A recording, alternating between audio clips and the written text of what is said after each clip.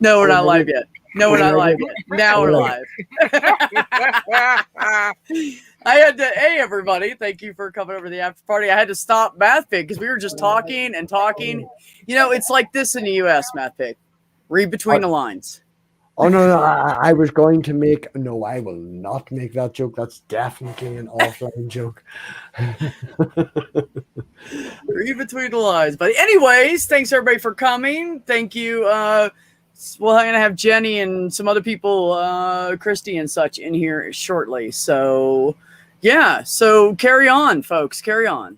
So where's Christy? The only reason I'm here is for Christy because I haven't talked to her in ages, and you're very lucky to get hold of her. So, right.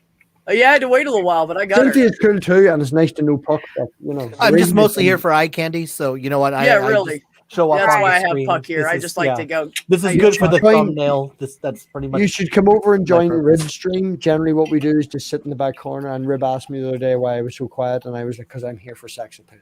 Puck, I totally understand. I am just. I get it. I understand. I know my role, and I will fulfill it to the best of my ability. So. Oh my goodness! I'm feeling that me and you have a very similar idea in what a gaming chair is. Only yours is purple and mine's red and black.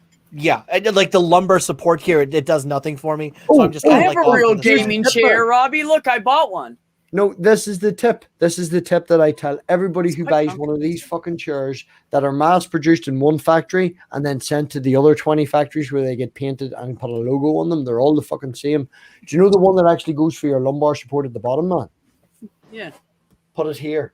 And the one that that's a good idea. Put it at the bottom. It's a wee bit of extra, stretching of the Velcro to make it last enough. But that bigger, the smaller one goes better as lumbar support, and the bigger one is just like, oh yeah. Okay, that's. Can I just say that, Math Pig, I can listen to you talk all day, and if you just continuously just add "wee bit" to every sentence, I would be so happy. Wait a minute. Hold on, everybody, pause. Robbie, say it. Potato. No, the Lucky Charms. Stay away from me, Lucky Charms. There you go, Cynthia.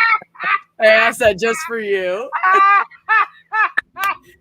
We used to make him do that all the time. We'd be like, Math Pig, say the Lucky Charms thing. Say the Lucky Charms I could go completely Irish accent, which actually isn't an Irish accent from anybody over here.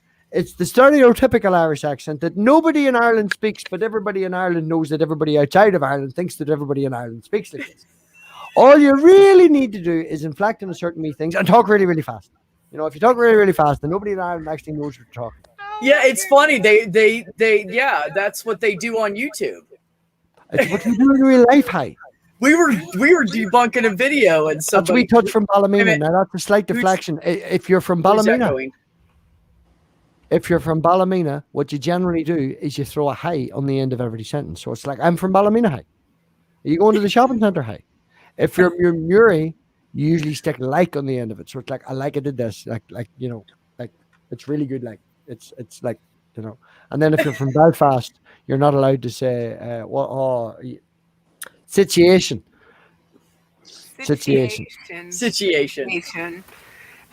sounds like King Drive. At the end of the day, I don't actually. At the end of the day, in all honest to fuck, I have a real problem with accents. It's the way my brain's wired or whatever. I have I can tell you if you're from America or from England, but I can't slam it down. And I even have trouble understanding anyone from Cork in Ireland. But then everybody in Ireland has a problem with understanding people from Cork in Ireland. It's kind of like everybody that's like from different Caribbean islands all say the Jamaicans can't talk.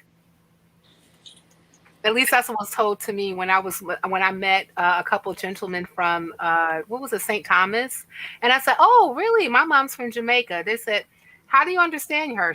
I know she can't talk." I was like, "Wait, what?"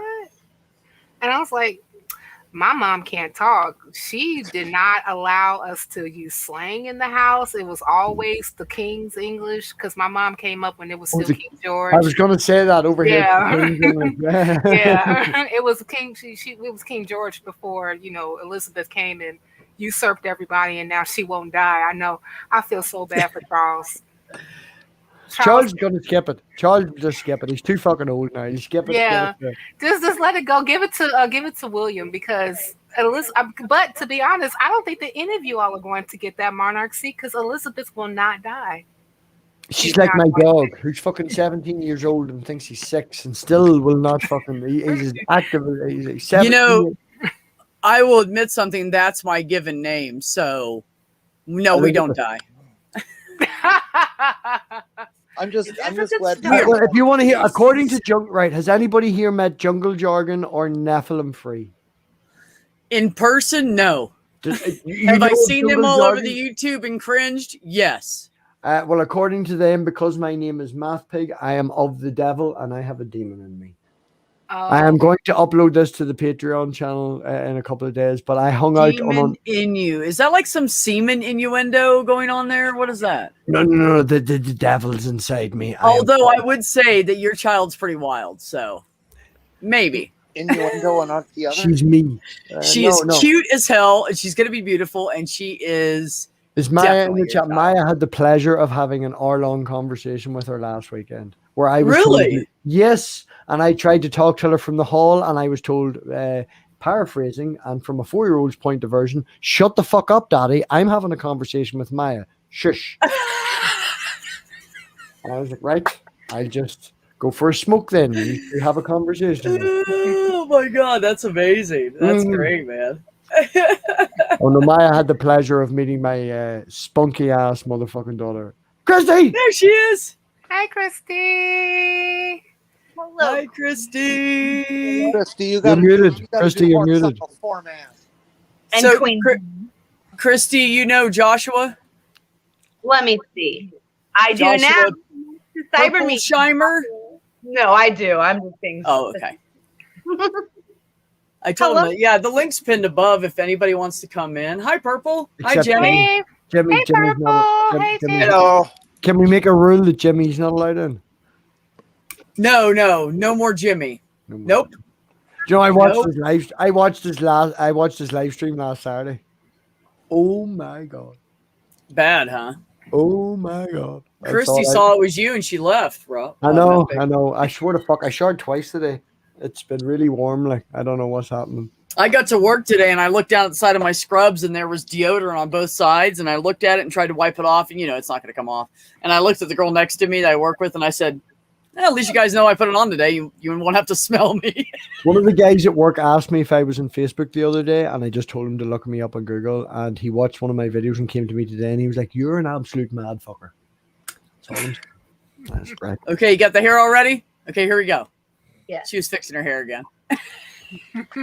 She's over there going. On the phone, I couldn't get the StreamYard to accept my camera. So. Oh, is that what it was? Because I saw you, but I couldn't bring you in because you have to hit the camera and mic thing. Yeah. It would not allow me. I don't doubt it. So. Anybody who has a computer having problems should just look up iRun. Welcome, Christy. And Mathfig's excited because he said he wanted to get to know you guys and hasn't talked to you in a while. No, correct. Knows you wanted to I did get not to know want to Puck, say I right? wanted to get to know Christy. I said the only reason I joined is because I haven't talked to her in ages and she's kick ass. Yeah. She is kick ass. Pig and I.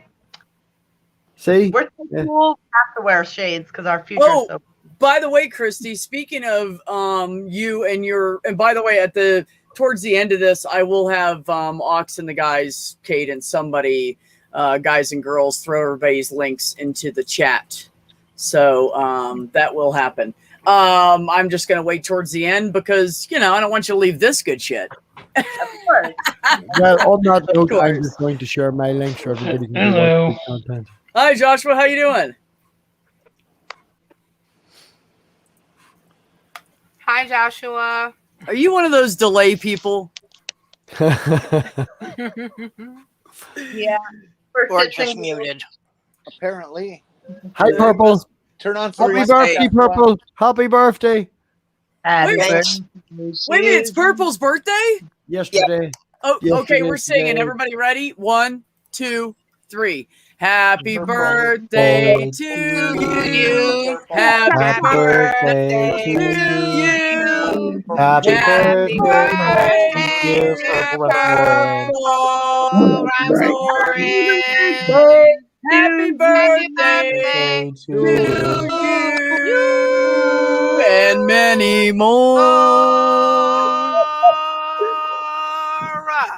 Now We should that's all how you wish somebody a I happy just birthday. posted my link in the chat if anybody wants to see guaranteed no singing birthday streams and any of that good content. That was the Actually, worst out of. that is the first time I have ever done that on one of my live streams. Right? And can I ask love you to burps, make? so. Can I ask you to make sure it's the last? Possibly, yes. Okay, Until- and just a disclaimer for B's sake. If she kicks me, it's not her fault. I am chronically sleep deprived and I'm drinking tonight, so Is there caffeine in your alcohol? You're fine, perps. I might mute you right. here and there, but you're pretty quiet. I'm not too worried about it. He's generally good for kicking people, except for me. Maybe Dave the odd time, but she's generally good for kicking people. Randy said I've been in better bands. Well, you know what, Randy, bands like practice, that was totally off the cuff. And if you guys never practice and just try to play together, it would sound like that too. Just saying. Only better. Only better. Word. So, Jenny, we haven't got a chance to hear from you because everybody kept talking. So, how are you doing? I've been talking all along. You've just been ignoring me. I haven't been ignoring you. People have been talking over you. No, you've been ignoring me. Damn it, Ollie. I'm doing all right. What's going on, As guys? named drunk ass Jimmy. You watched all that shit happen. Were you in on last time? Or were you in I the was chat? watching. I was Okay, I watching. couldn't remember. Yeah, that shit's not happening. That dude is raw. I got Maya in there right now. She'll tear somebody's ass up. Oh, shit. It's my girl. Maya ripped you apart. She'll be like, "What? Ooh. Gone." Ben and Jerry's, which I'm coming over, Christy. tonight though. The Tonight Dough? That Tonight Dough. They should have named it DHAT. Christy, that's not Tonight the right Dough. kind of bowl. This is the right kind of bowl. caramel. Well, and yeah. You and your Gondolf pipe. I know you, buddy. I Although got you. Jerry's Garcia is by far the best, as attested to the fact that it's the one that's always sold out. This and another one are my new favorite. This is caramel and chocolate ice creams that are together with chocolate swirls and gobs of chocolate chip cookie dough and peanut butter cookie dough. God damn it! Now I gotta go buy ice cream tomorrow. You know what? You guys suck. I can't. Christy, Everybody that sounds like a lot. That sounds It like does. a whole lot. Sounds like too much for ice cream. It sounds like Moop. You guys know what Moop is? Mm-mm. When you take a bite of something and it tastes really good, but it's so sweet, you want to eat more. But it's so sweet, you kind of want to puke. Yeah, Mm. It's good Moop. for if you want a So couple- you take a bite and it makes you go. "Mm." yeah, you take a few decadents and then you put it back. And Strawberry. Reminded me of my coffee that I had a couple weeks ago. They put in too much of the hazelnut swirly thingy, and it tastes like syrup. I threw it away. I was so Oh. upset. So Yeah. I upset. would have went back through the drive-thru and been like, "Nah, bitch, you need to put some more coffee in this. Fix this shit." Yeah, I know, but I'm an asshole. I really probably should have, but I had to go get my mama from church. There's a real yeah. Sunday, get mom from church day, right? Yeah, There's a that's real- why I hate drive-thrus, is because if something's wrong with it, you really can't take it back. You can't complain about it by the time you drove away. The drive-throughs here, if you phone them and complain about it, they send you coupons in the mail. they do. I should do that so I can get points. Yeah, there you go. There you go. The best Uh, ice cream is made by a company from my local town who was started in the 1920s, who still has an ice cream van from like the 1950s that they run around in, that they've kept going. And they make a strawberry cheesecake. Oh, shut the fuck up. Strawberry cheesecake mixed with mint chocolate chip.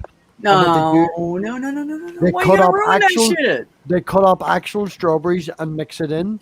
And then they actually take, I don't know if anyone knows, is it a Nestle Aero bar? It's called AERO. It's Arrow, yeah. Yeah, it's very bubbly and light, so they actually take mint Aero and they break that up and they put it through it as well. and it is just like Now, if you left the strawberry cheesecake out and just did the mint with the other shit, that I would I'd kill that. Oh no, you put the strawberry cheesecake in the bottom because they have actual heavy buttered cookie in it, so you get chunks of like a really biscuity, buttery biscuit in it, and they have that as the base, and then they put the mint chocolate chip on top, and then obviously a wee bit of whip, and then Excuse me, Matt Pitt. When you said biscuit at the bottom, don't you mean cookie? Thank you. It's a cookie, yes. Biscuit. Thank you.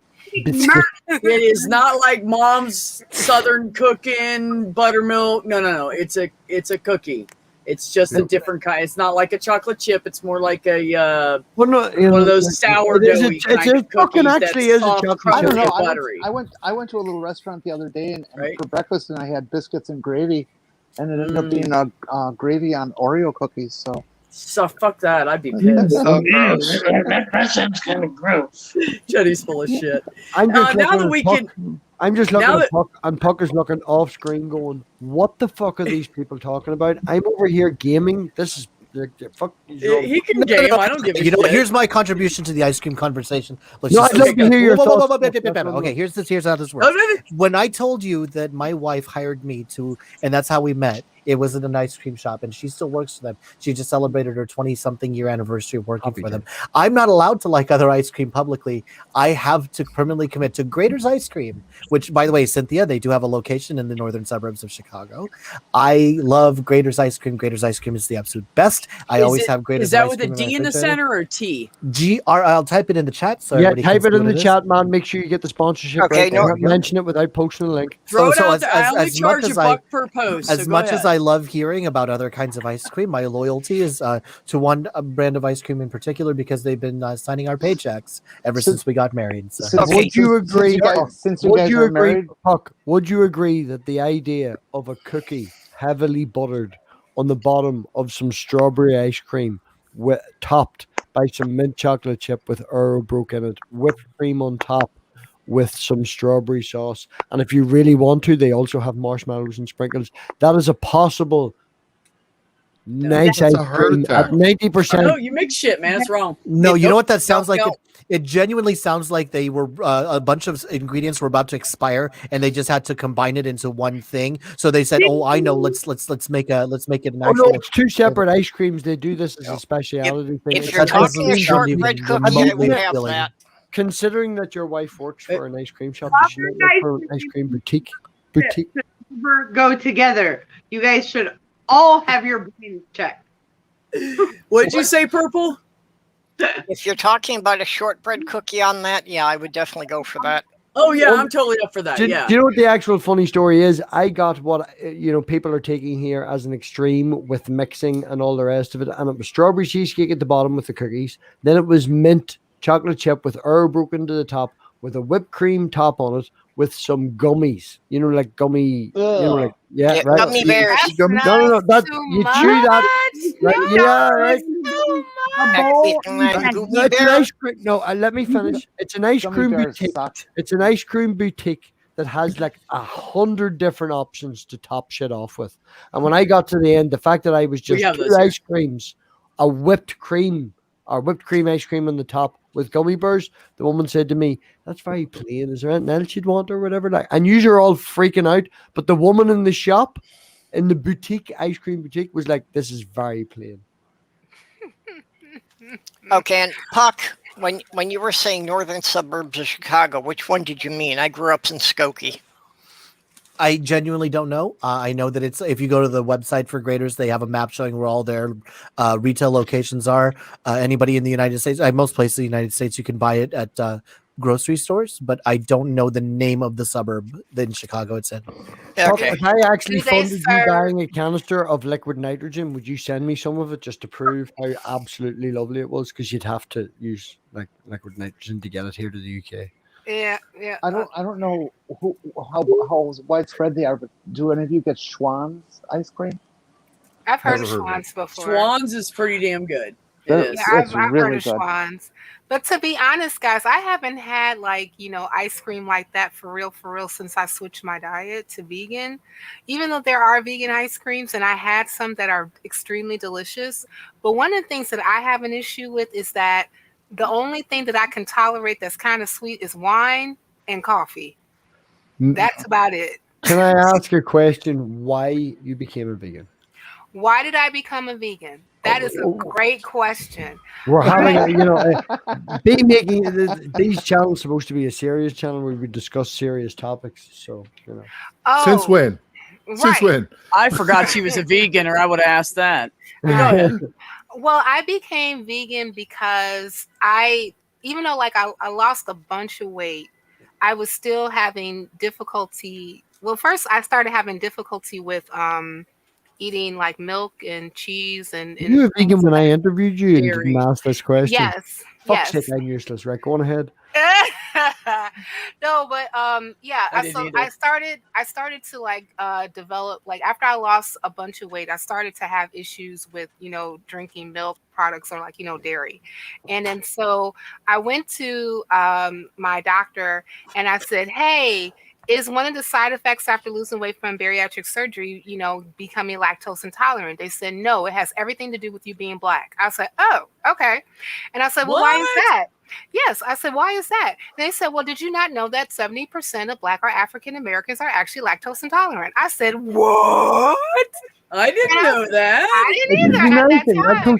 Lactose intolerance. Yeah. Yeah, it's The majority of the world can't digest milk. Yeah. I did not know. But I asked them, I said, well, I was eating that before, and they said, well, you probably were, you just didn't notice it. And I was like, oh. Yeah, thank you, Gibby. Yeah, the ability to process dairy in significant amounts is largely a Northern European trait. Yeah. So then after I said, okay, well, I'm just going to have to switch to like non-dairy products, right? And then, but I was still eating meat. But then after a while, meat started to hurt. Hold on. Somebody's got an echo. Can we figure out who that is? Maybe it's me. I don't know. Okay. Am I echoing now or not? I don't think so. Okay. Cool. Hello.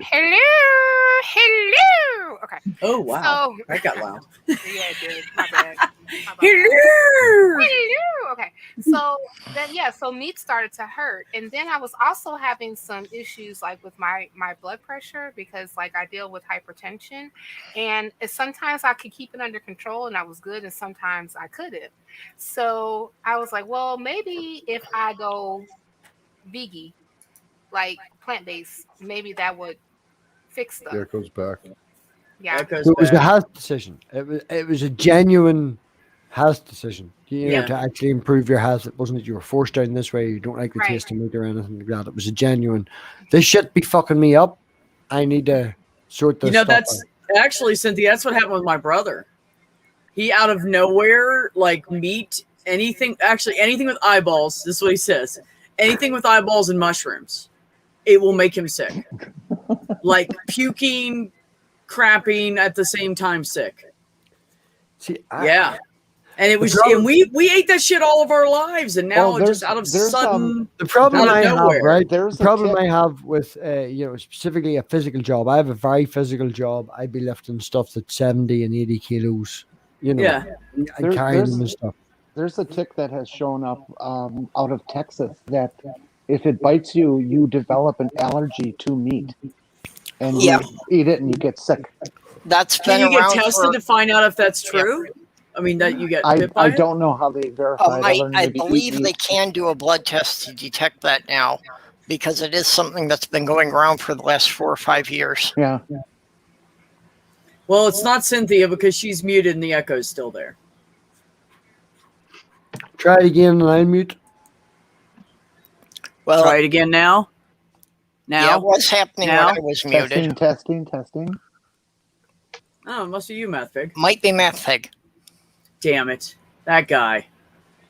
Professional producer on YouTube, but professional producer that joins streams on a wing. There you go. Should be grand now. Turn the speaker. You made a Not mistake. a- That's though, true. Bree. You are a should've- professional Don't- producer, not a streamer. Don't you mean a whim?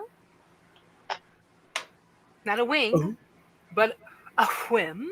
Oh, him. A whim. Why do you keep saying your W's like that, man? What do you mean? Because a properly, Well, waiting. because a properly, Whim. a properly Whim. pronounced W has an H sound before it. Yes. Can I get some whipped cream? As I was saying, And Cynthia, you're one of the rare people who know that. It's very nice You to meet you. and there's only one reason why I know that, Matt Pig. It's because remember when I was saying that I studied music and I studied voice, I had to take English diction, and so we had to learn how to pronounce words correctly, and we even had to like write in our scores things using like shit. I forgot the term. Fuck. I hate when I forget things. Me But- too. all I No, can think of I don't mind is it when the I do it, but I fucking- hate it when you All do I it. can think of is the scene from Family Guy where he keeps going, Will Wheaton. Will. Will. What do you mean? Well. I mean, Will Wheaton. Well, the point I was trying to make about the veganism and stuff like that there is, like, I have a very physical job, and for the amount of time that I get during the day to eat, it's better for me to eat maybe, a pork chop or something than it would be for me to eat 2 sugar bars or a bit of toast or something like that. That actual, if you're going to break it down with what your body needs for physical exercise and for physical labor, it's better to have more protein and in shorter version. It would take an awful long time for me to prepare at work some beans with this, that, and the other, and all the rest. Yeah. Of it, you know what I mean? Yeah. I can That's- eat a pork chop cold and get the same energy and the same fat and the same protein to keep me going for the rest of the day. You do And- have to be very cautious when you go to vegan of keeping your protein levels and eating Yeah, and getting that's- those vitamins that you would get from meat. Like you That's do the have to be. challenge. Yeah. That's what vegans do wrong. They're just like, okay, I'm a vegan. I'm gonna eat lettuce. No, You see, this is the problem that I had from the No, other it will side, make man. you sick. This is the problem I had from the other side. Now, all taken aside what happened a couple of weeks ago with the story of me in hospital and stuff, before that, I was going down the route of heading back towards when I had a really bad case of shingles. And it was spreading over my nose and my eyes and stuff because I wasn't getting enough vitamins. I was spending more of my time at work snacking on meat, snacking on ham, having this, that, and the other. So You're missing all the green veggies. I was missing all of them. yeah. What I usually do now is I try and at least once or twice a week is buy what's known over here brand wise as a naked. It's literally called naked because it's fully organic. It's got something like 98 berries and 6 strawberries and this, that, and the other. And it's wee. I wouldn't say energy drink. It's like a fruit drink, but Yeah, naked I'm is. missing out. We have naked here, but the Yeah, thing naked about, is great. yeah. Only thing about naked is naked has a lot of sugar. Yes, it does. Well, again, it goes with my work. I do have the ability to burn that sugar off, so it's good for me. Right. Well, I wouldn't say it's good for me, but I can burn that sugar off. Yeah, which is quite good. when my stepdaughter did a Yes, nutrition Christy. study for school, that she had all of us logging everything we ate, and She ate that whole fucking. You ate the whole thing. now see, Yep. my fiance How the tried fuck to are you convince skinny? me that wasn't a single serving carton. I never bought it. No, but Like when I And was let in me- hospital, I and let did me my just BMI. say- My BMI came in at like 24.6 or something like that, which I think is like a decent BMI. No, Yeah. that's really low. That's good. yeah, my Ollie, yes, Lord. That's Lord. Medea's version of Lord. Yeah, Yes. And it's also And I fucking love everybody that else. shit. And The everybody BMI Sad and cracks is me the up at the same BMI time. is a horrible tool. Oh, Yeah. 100% It is so agree. it is so 100% inaccurate. agree. I was trying to put across a broad spectrum. We're having a short conversation. Yeah. It's like Twitter here. I'm getting all of 5-10 seconds before I have to mute again. So when my stepdaughter did a nutrition study for school, we had to write down everything we ate and clocking our exercises and wearing pedometers. And yeah, it turned out that with the work I was doing and just walking the dog and so forth, I was walking about 6 miles a day. So it pretty much concluded that without eating processed sugar, I probably couldn't take in enough calories just to maintain my weight. exactly. Yeah, if you're doing the physical labor to burn it off, I had an incident where I was at work in my previous job, and I would have a fry most mornings. We get 20 minutes for our break. I would drive to the shop that's maybe 100 or 200 yards up there. Oh, I'm not going to make that bad. Just up the road, drive to the shop, get a fry, come back, eat the fry. Physical job. And people say to me, Robbie, your arteries are going to be fucked. Like they're having sandwiches and stuff and all. I went and got what we would call over here as an MOT from the doctor. And the doctor was like, they're natural calories. You have a physical job. You're burning it all off. Yeah. You know, your actual natural calorie level was lower than someone eating processed food. Yeah, well, it's like everybody had wondered how, with the way I ate, why I had not put on any weight in 25 years. Right. Yeah, You know, That's the but it's thing like, is yeah, if you burn it most off, of my you can work, eat almost anything you want. most of my work involved walking around carrying about 30 pounds of tools all the time. So, Yeah. I These know. small things where you walk up and down stairs and stuff like that and you carry, they Yeah. all do genuinely add up. Like, That's one of Like- the reasons why I was like really gung ho to go back to work, because like I would go up and down stairs all day long, like especially when I was seeing patients. And but every time that I actually go into the clinic and I count my steps, I'm doing about 3 miles a day. Yeah, and that's in a clinic. Like my last job, I was going up and down stairs, carrying stuff all the time. I was doing an average of 7 miles a day. yeah. I have Yeah. noticed now since moving from one job where I would have to go and carry, And I maybe was still 10 fat. Yep. I would have to go to the store and lift, say, 2 tires, which was 10, 15 kilo a piece, and carry them back. I am physically stronger now in my new job and can lift more, but I have noticed that my actual lung capacity and stuff like that has dropped. Even though, you know, I'm carrying more and stuff like that. In the previous job, I would have carried less. I would have walked an awful lot more because it was Yeah. back and forth to the store and stuff. And when I was in hospital there a couple of weeks ago with the incident, you know, I ran down the stairs and ran up the stairs the first day I was there just to see. And yeah, I'm fucked. I need to get a bike. I need a Yeah. yeah. Well, That's that's when I was definitely something working. that's changed.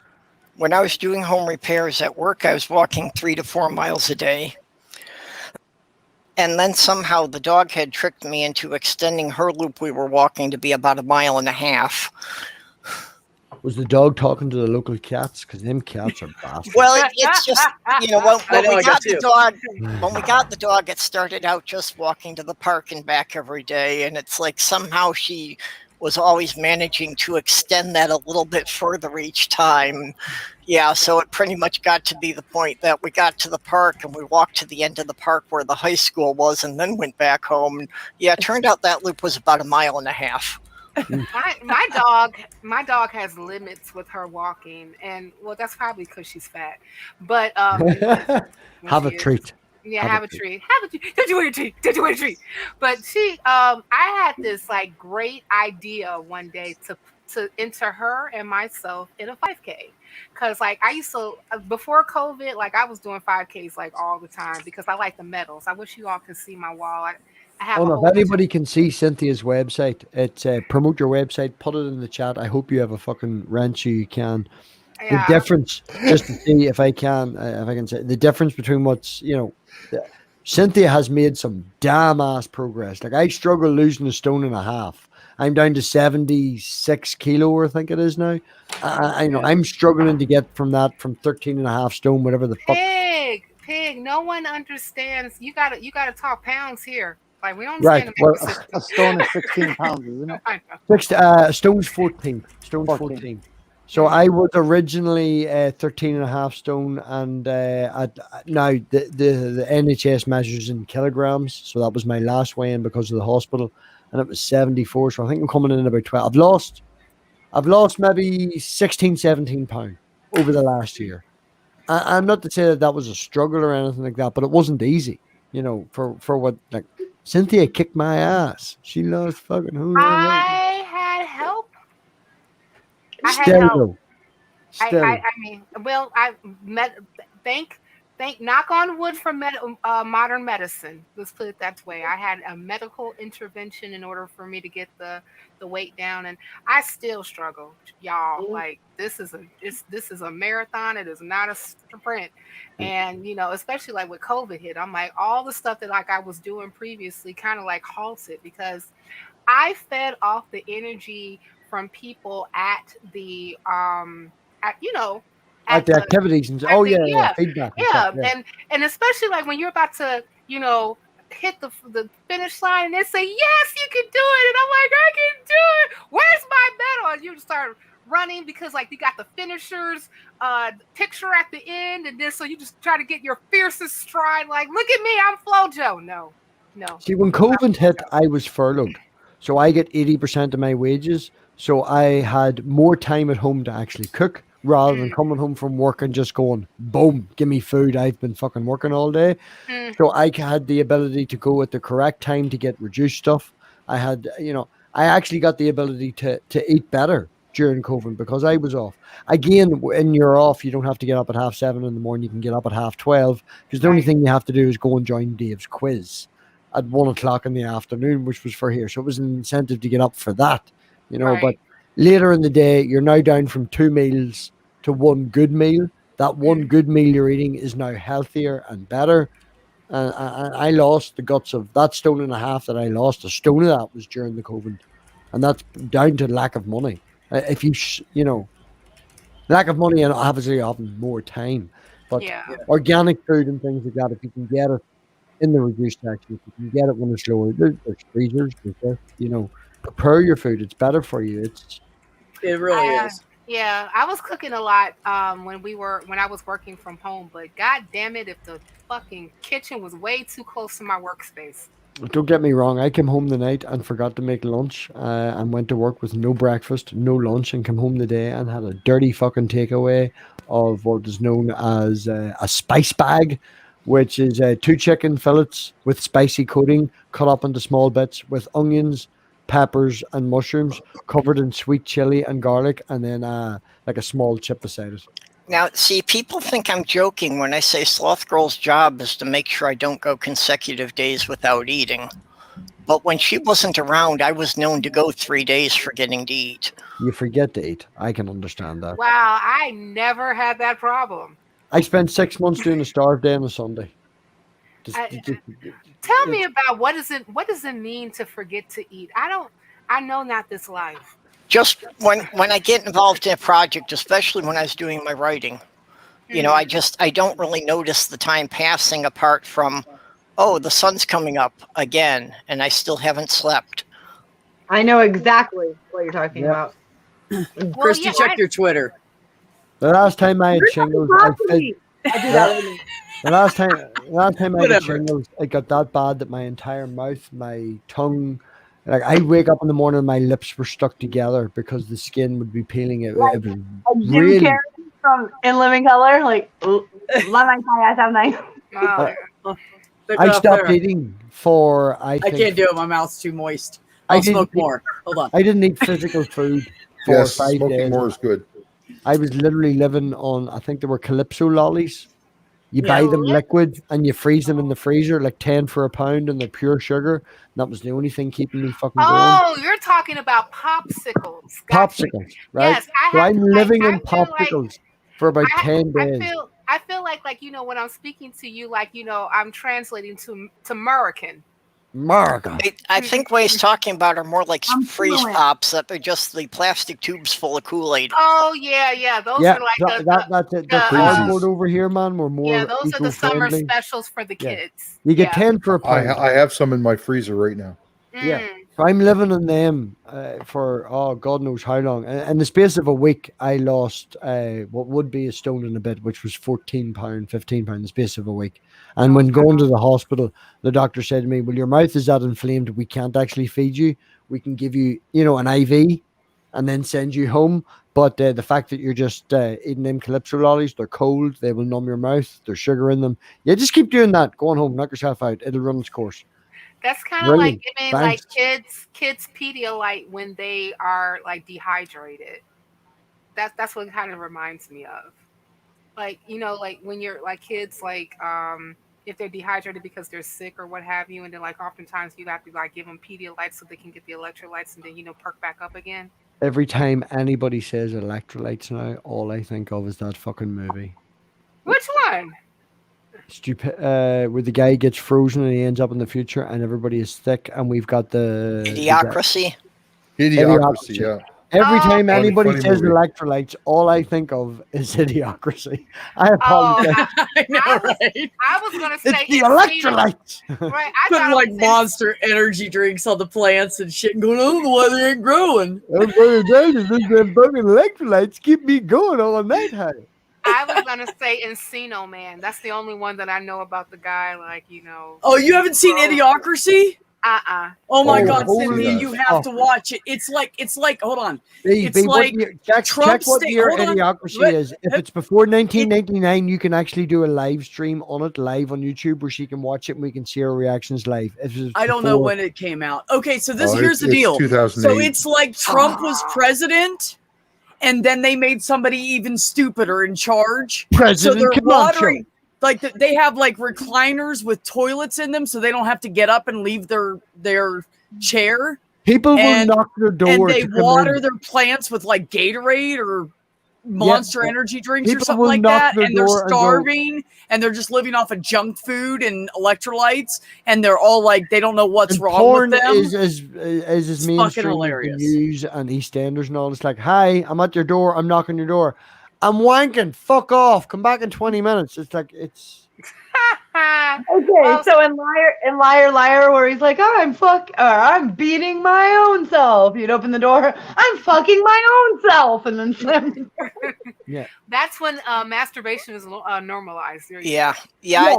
I saw Idiocracy like normal 10 in this years house. ago, and all through the Trump era, I was like, "Oh fucking god, it was a prophecy." Yeah, I know. I need to go Yep. to bed soon, and I usually Hilarious. watch something before I go to bed. And Idiocracy seems like a. It's funny as hell. I usually just like if I need something to go to bed to, like that's always like some Star Trek franchise. Well, I deliberately don't put I a did TV that a in the lot. bedroom. I deliberately don't have a TV in the bedroom. What did you say, Christy? I put on Nietzsche. He puts me right to sleep. Nietzsche. The Christy. philosopher?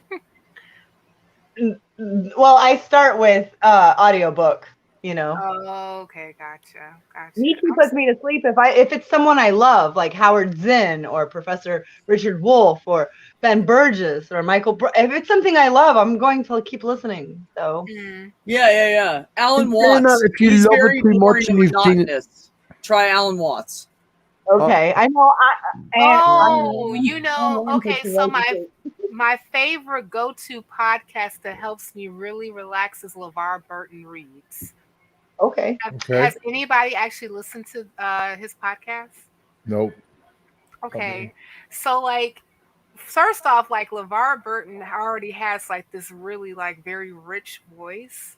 And then, added to all the podcasty technology that comes with it, with a little bit of the bass, and then like he's reading a short story. I mean, it's just like I've been falling asleep to PBS Microcosmos.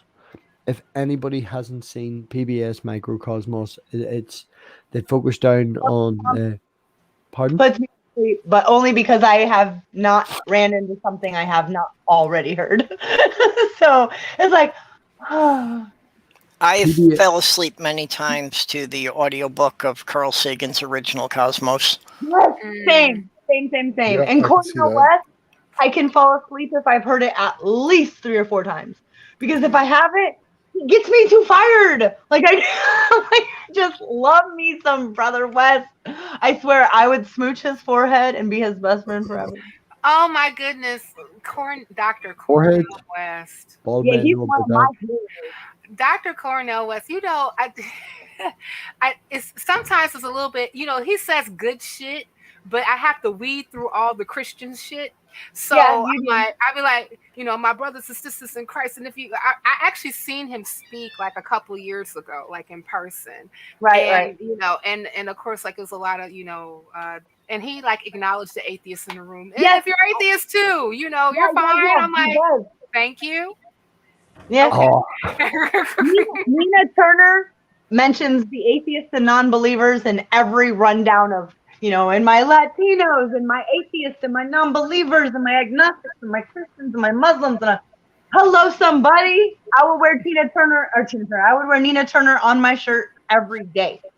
I would vote for her for president yesterday. I can uncancel Nina Turner. She said some silly things before, and then I saw her on an interview, and then I said, "Oh, Nina done got her mind back." Yes, girl, get that Congress seat. I need that to happen for you. So, people, if you guys are in Ohio and it's in your district, 11th district. Vote That's for her, it. We're complete.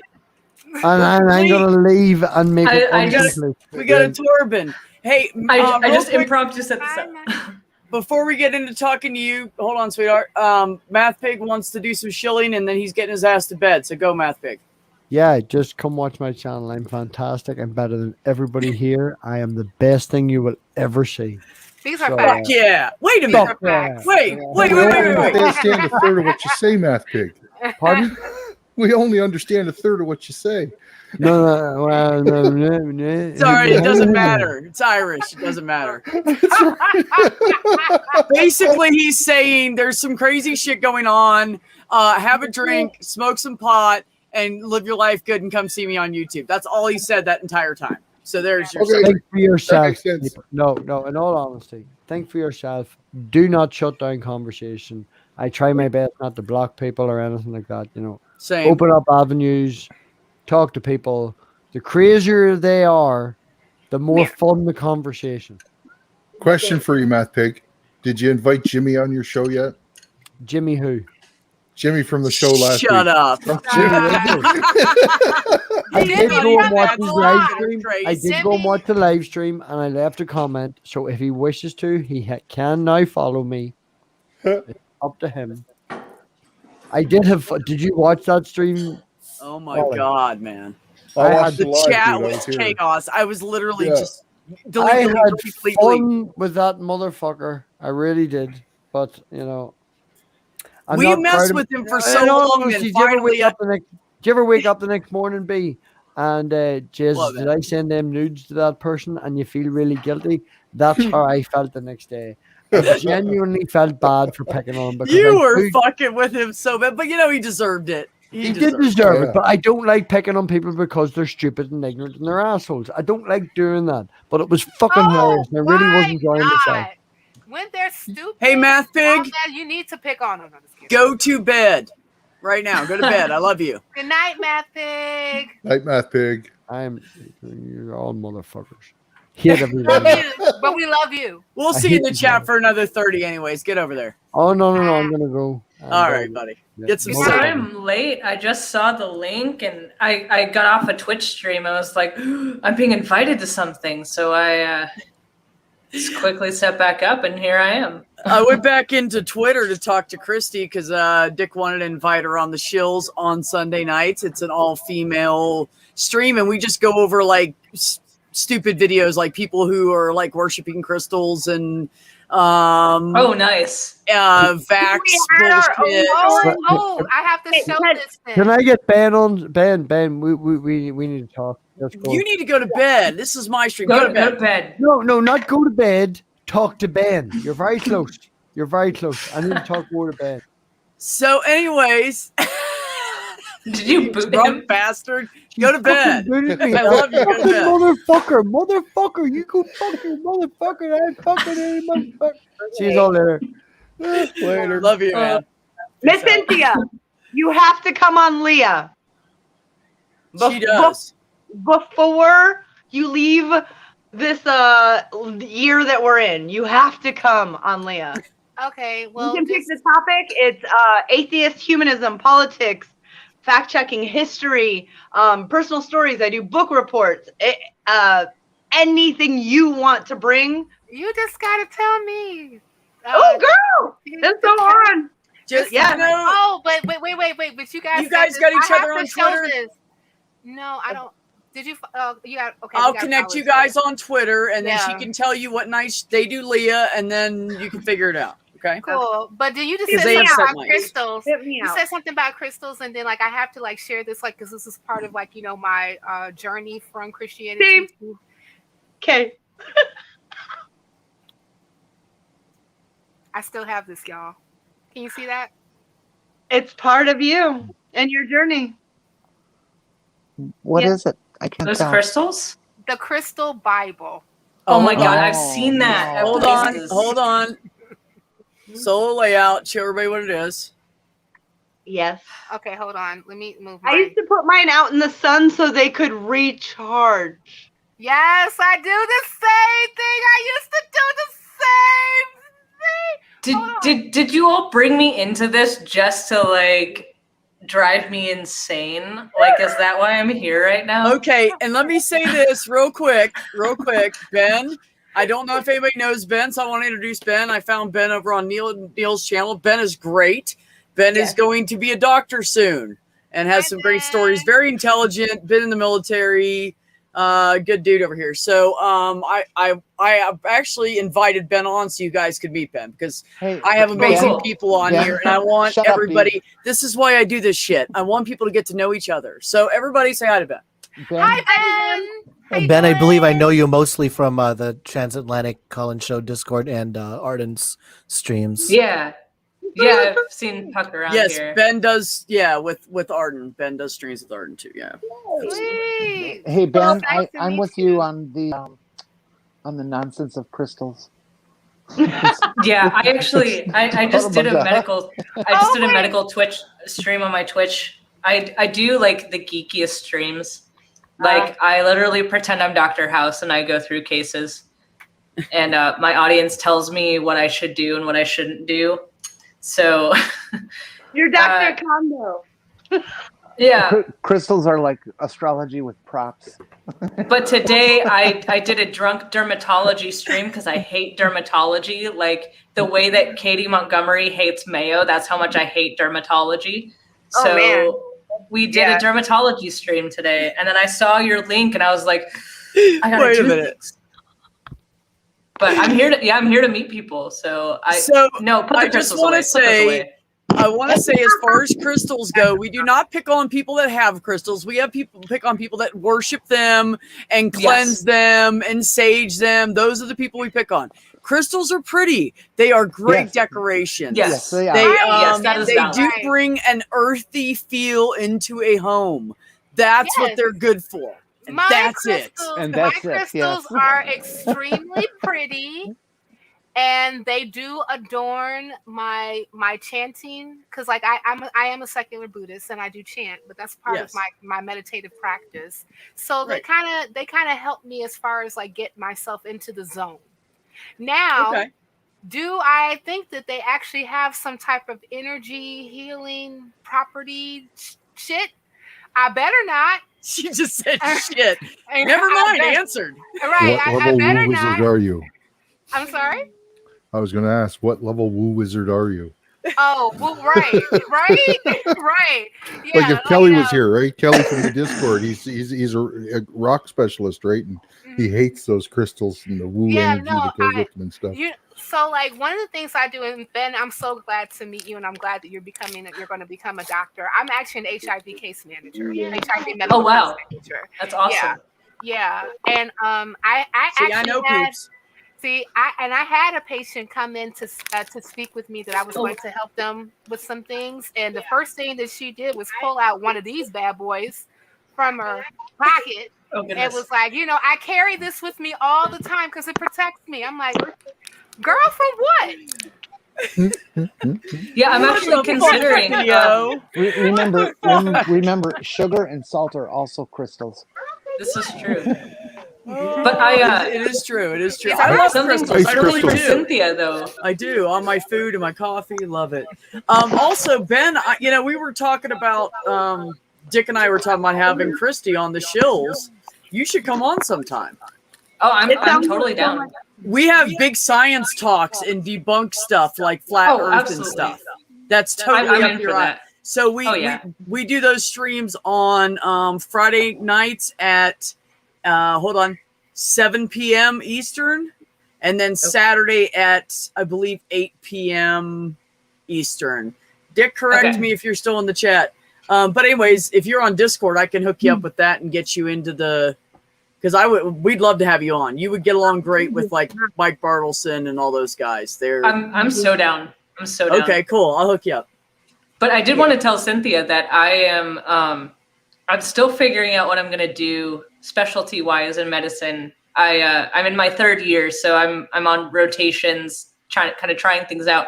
But infectious disease is on my list because I think in a lot of infectious disease you get to do a lot of primary care for HIV patients, and so that is something that I am interested in. So we might be in touch. Why don't you go into there you go, Ben. crystal therapy? I've already decided I'm going to drop out of medical school and become a Reiki master. That is nice. You should totally waste. You should totally waste that brain and the possible education and the money and everything that the military's getting. You should definitely waste that on Reiki. Like I do the same thing. I'm already like $300,000 in debt, so why not just like keep the debt and then go into Reiki? Do it.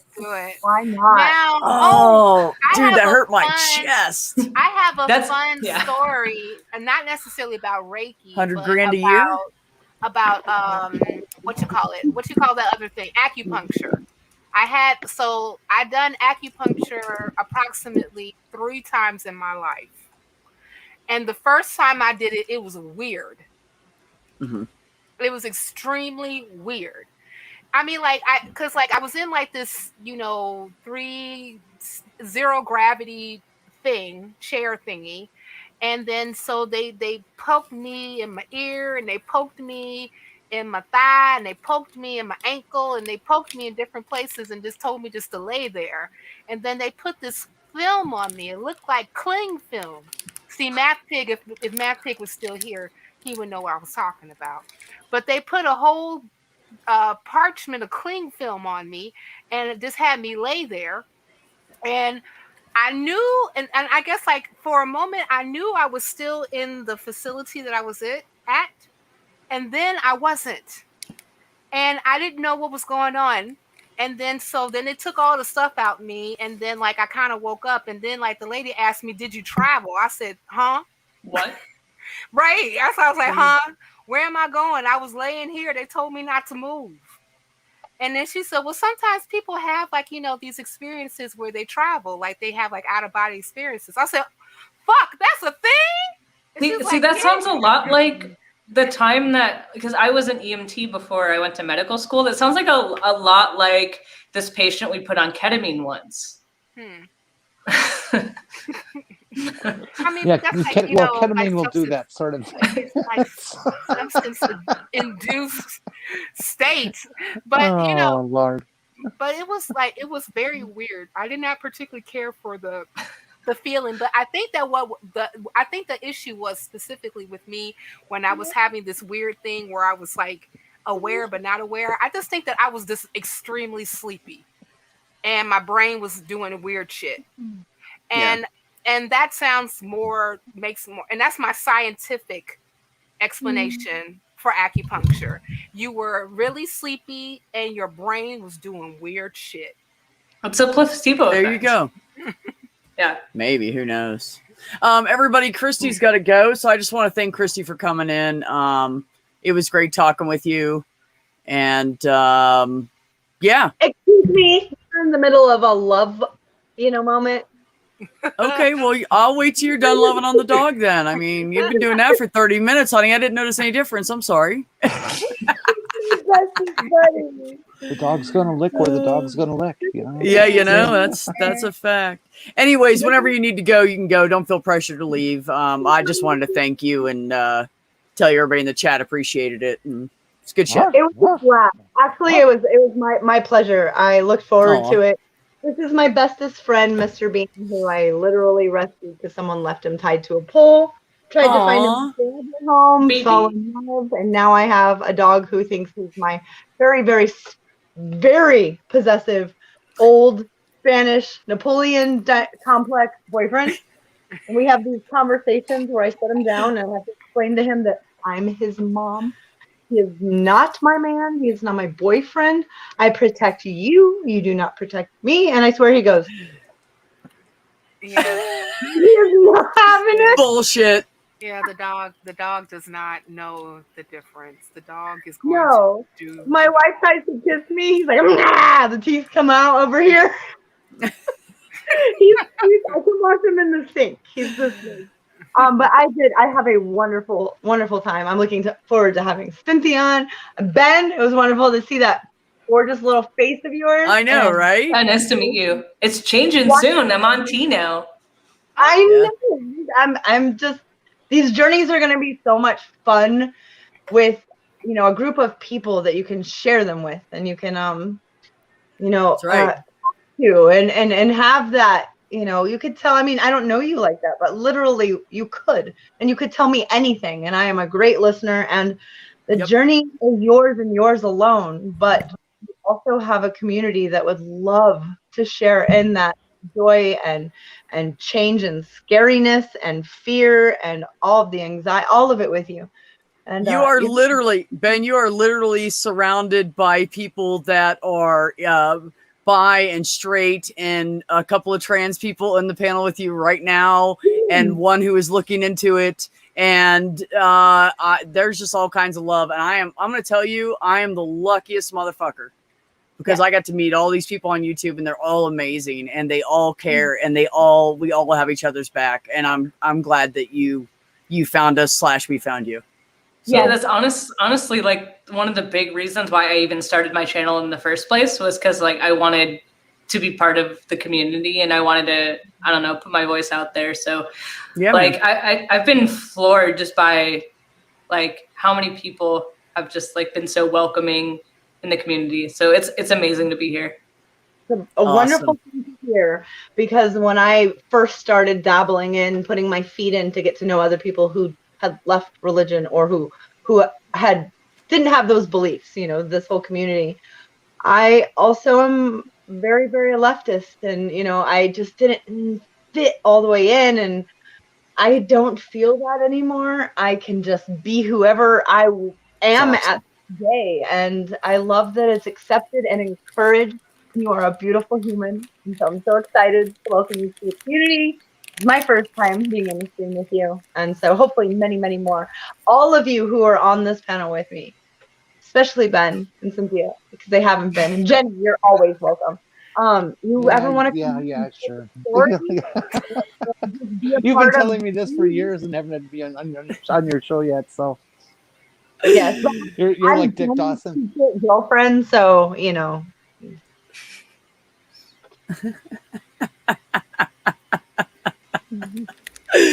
You are too much, lady. I love you guys. I'm going to go spend time with you too, sweetheart. Have a good night. Love you, Christy. All right, have a good night. Bye, Christy. Love you guys. Love you too. Mwah.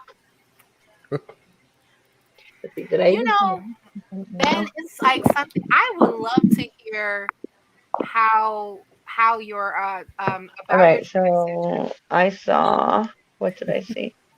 Okay.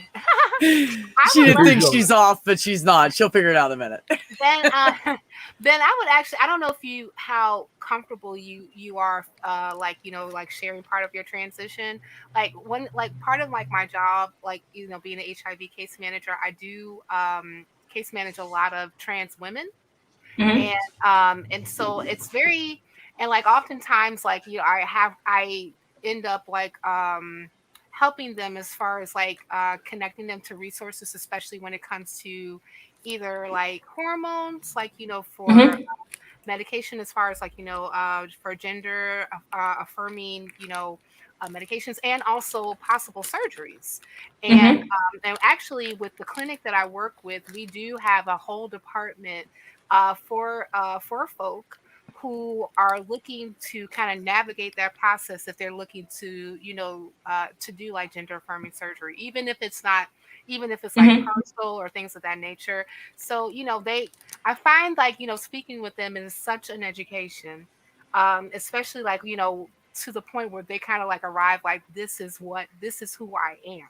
Right. Instead of like somebody telling you from the outside, no, you are this, you were born a boy, so you're a boy. You know what I'm saying? Like, you're born, you're a girl, you're a girl. But instead of like actually allowing the person to make that realization themselves.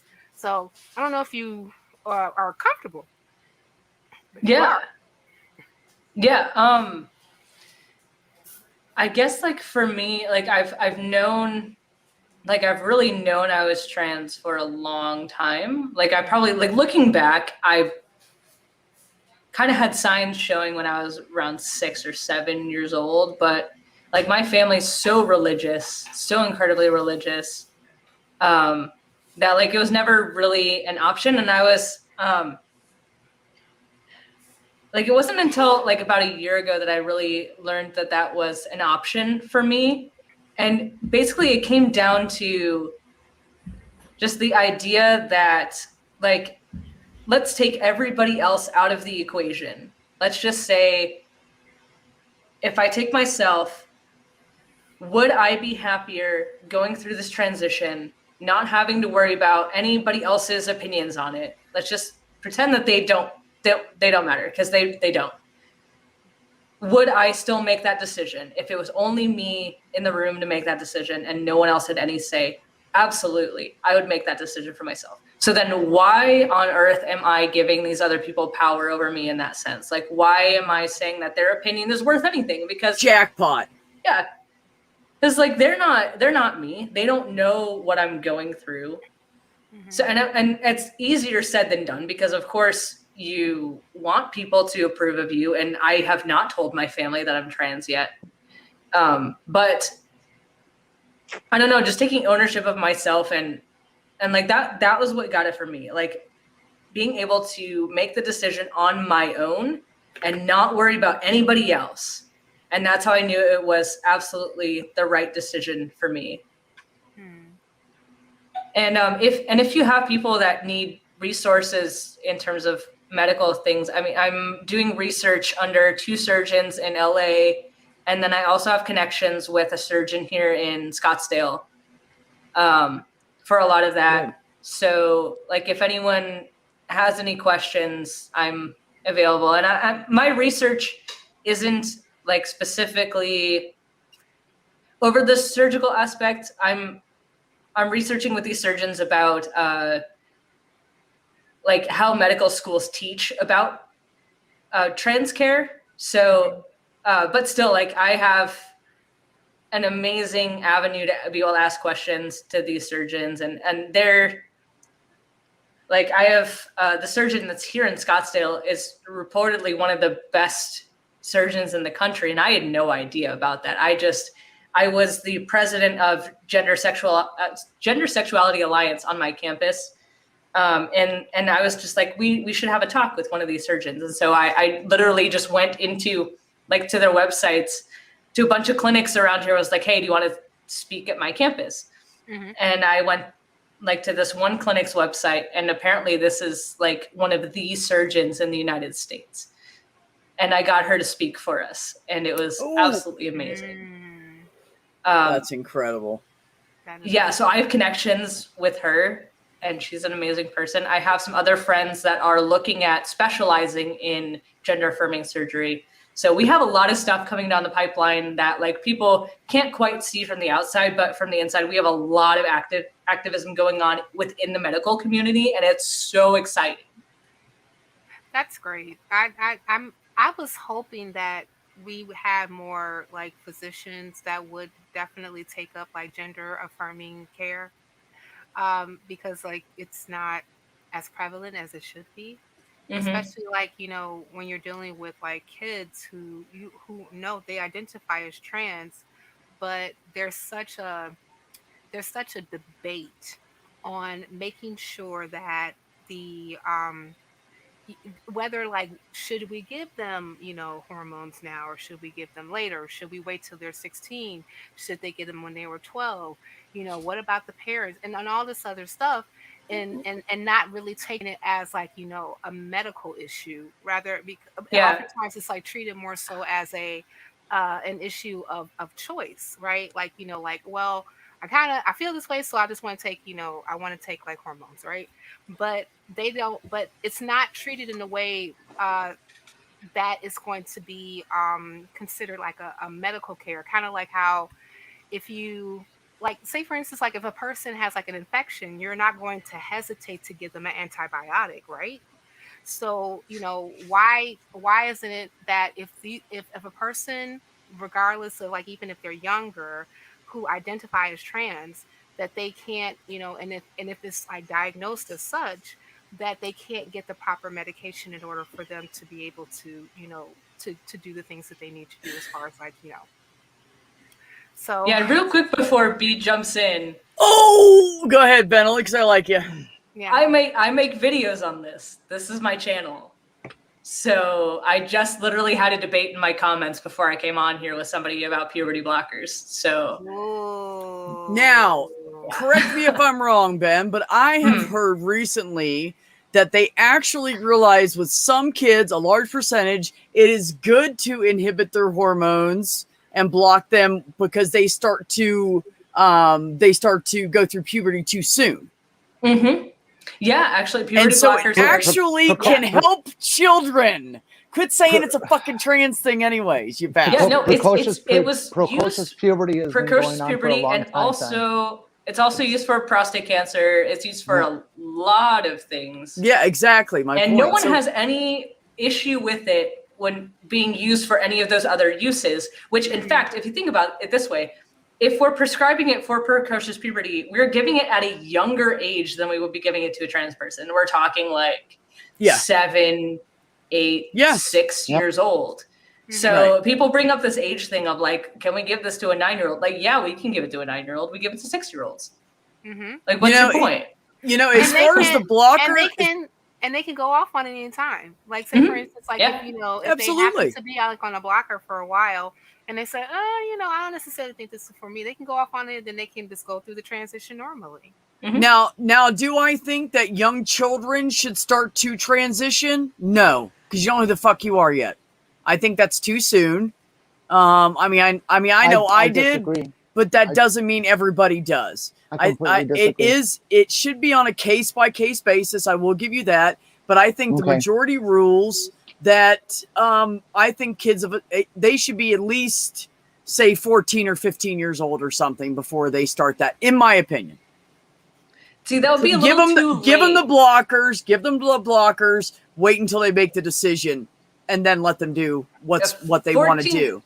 14 to 15 is a little late to stop the puberty blocker or to add HRT. Yes. Because the window, we have about 2 years is our window to prescribe leuprolide as a monotherapy. So without anything else.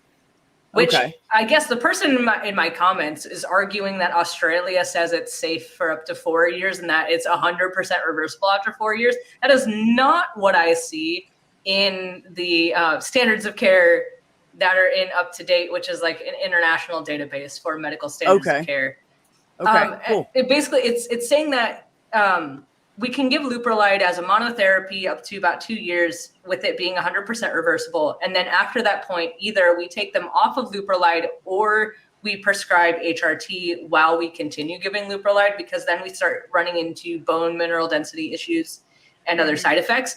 So basically the puberty blocker is essentially a block of time to get the kid into psychotherapy to figure out how they identify. And then after the 2 years, you make that determination of, do I need to start HRT or do we need to dial back and not do the puberty blocker? I'm not saying now if they're going through psychotherapy, I'm cool with it being sooner, but I don't think that people should just jump to make rash decisions is my point. Oh no. And you can screw up your body if you jump around and keep changing shit. Like that can't be good for your body. As far as I know. Well, the assumption is that you would be in psychotherapy if you are on the puberty blocker. Okay. Can I say a thing or two? Oh, I'm sorry. Go ahead. I'll shut. Go ahead, Jenny. I've been trying to get in here. I only have 40 years experience at this, so. Oh, is that it? Well, kick her out. There are many, many, many children who self-identify and transition on their own if their parents allow them. At the ages of 5, 6, 7 years old. These kids know who they are. I know. They have no doubt, and they don't change. And if they do, then we know it's a phase. But the kid who is legitimate, and I hate using that word, but it's all I got right now. They know it and they show it, and there isn't any decision behind it. Genuine. It's just a question of getting it past the parents' understanding and their permissions. I will say this, and this is just from experience from working with my patients, that the majority of them you know, when they identified as trans, stated to me that they identified trans very young. Mm-hmm.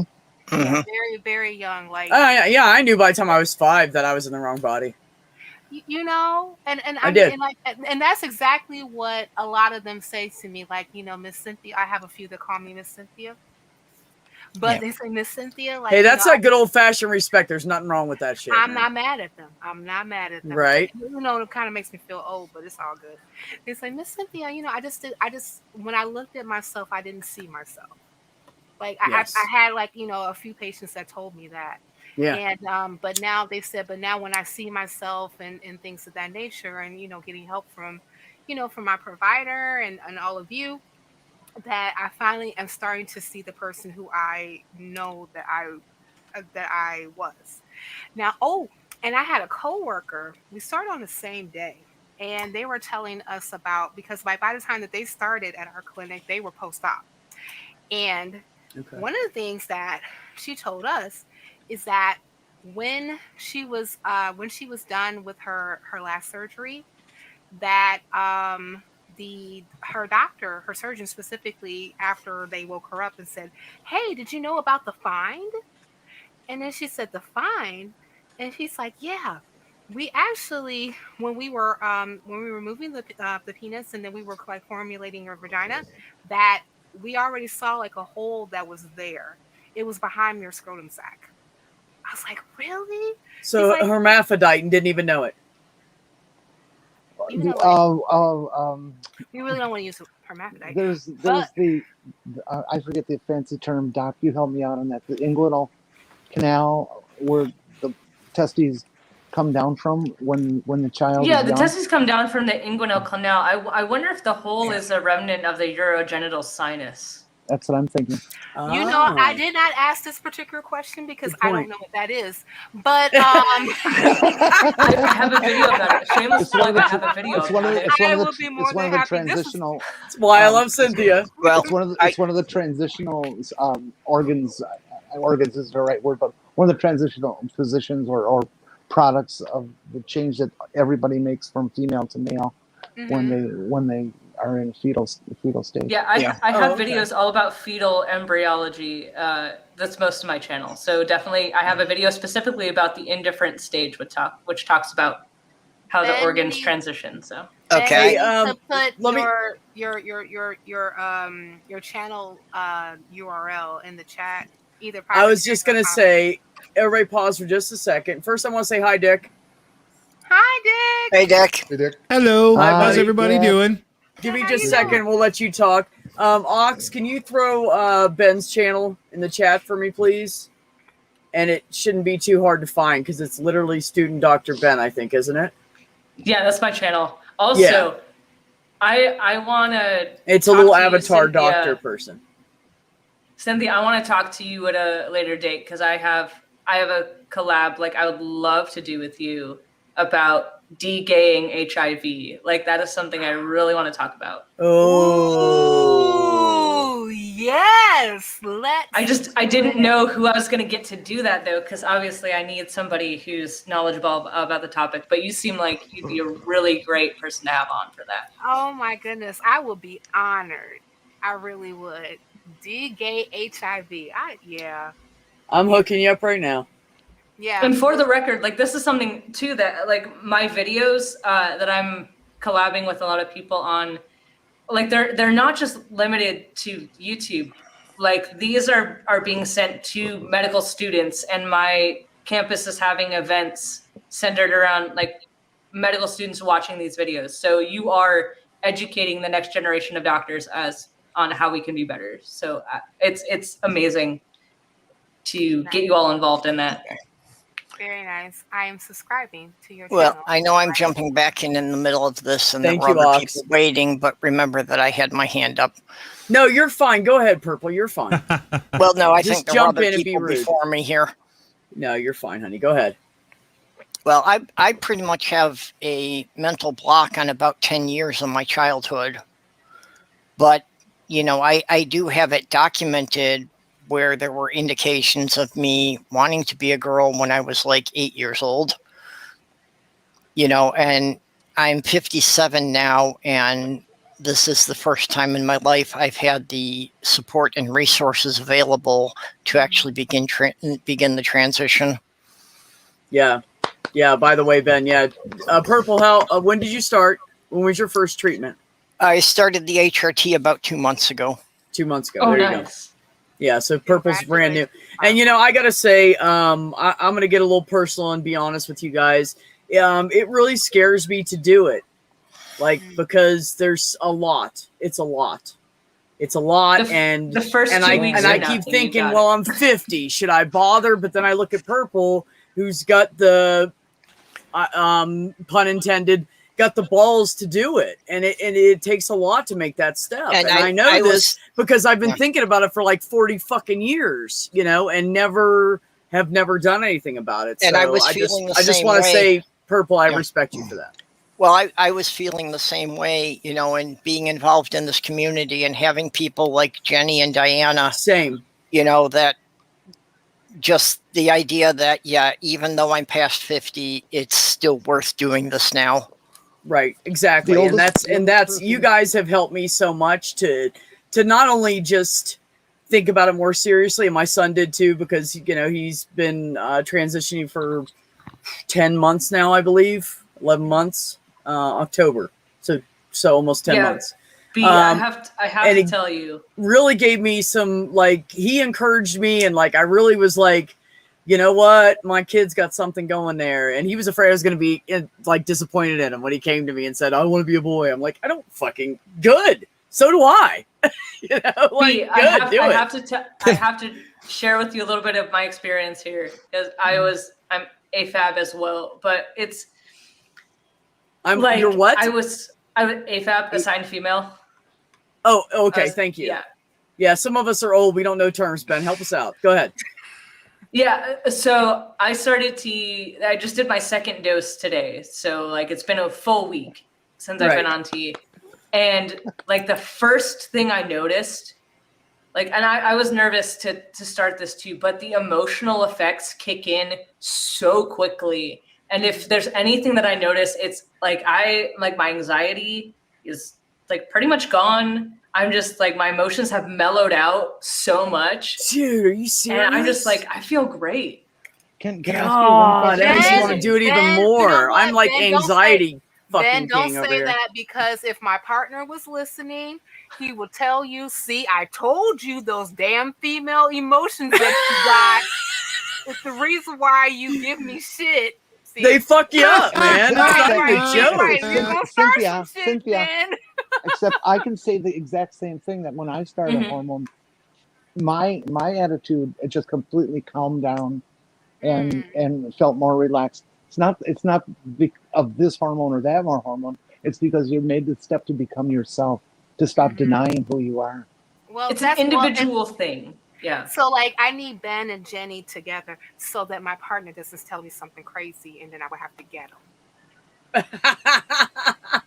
You could throw Purple in there too. Purple will get the female side for you there. Cynthia, I'd be 2 months happy now. to, but we're going to have extremely different perspectives. I went through my transition 40 some years ago. Okay. And I was the guinea pig that the people who Ben knows now work, or I don't want to say works with, because that sounds like you're working with trans medical stuff. But I'm going to say it anyway. The people who Ben's working with now, what they learned, my guinea pigishness was the education of today. Yeah. Okay. They didn't know what the fuck they were doing with us. Yeah, Sloth Girl is asking at what point can she start blaming my mood swings on the hormones? A couple months. I was going to say a couple months ago, but maybe. Not that the mood swings are a new thing. She just wants to know when she can start blaming them. That's what I was getting at. Yeah. That's funny. Wow. This is such an education, guys. I appreciate you all really sharing. And B, don't feel bad just because you may be of a certain age about transitioning. I have patients. No shit. I have patients who decided to transition after their diagnoses because because like now they finally have the care and the facility that can help them with that.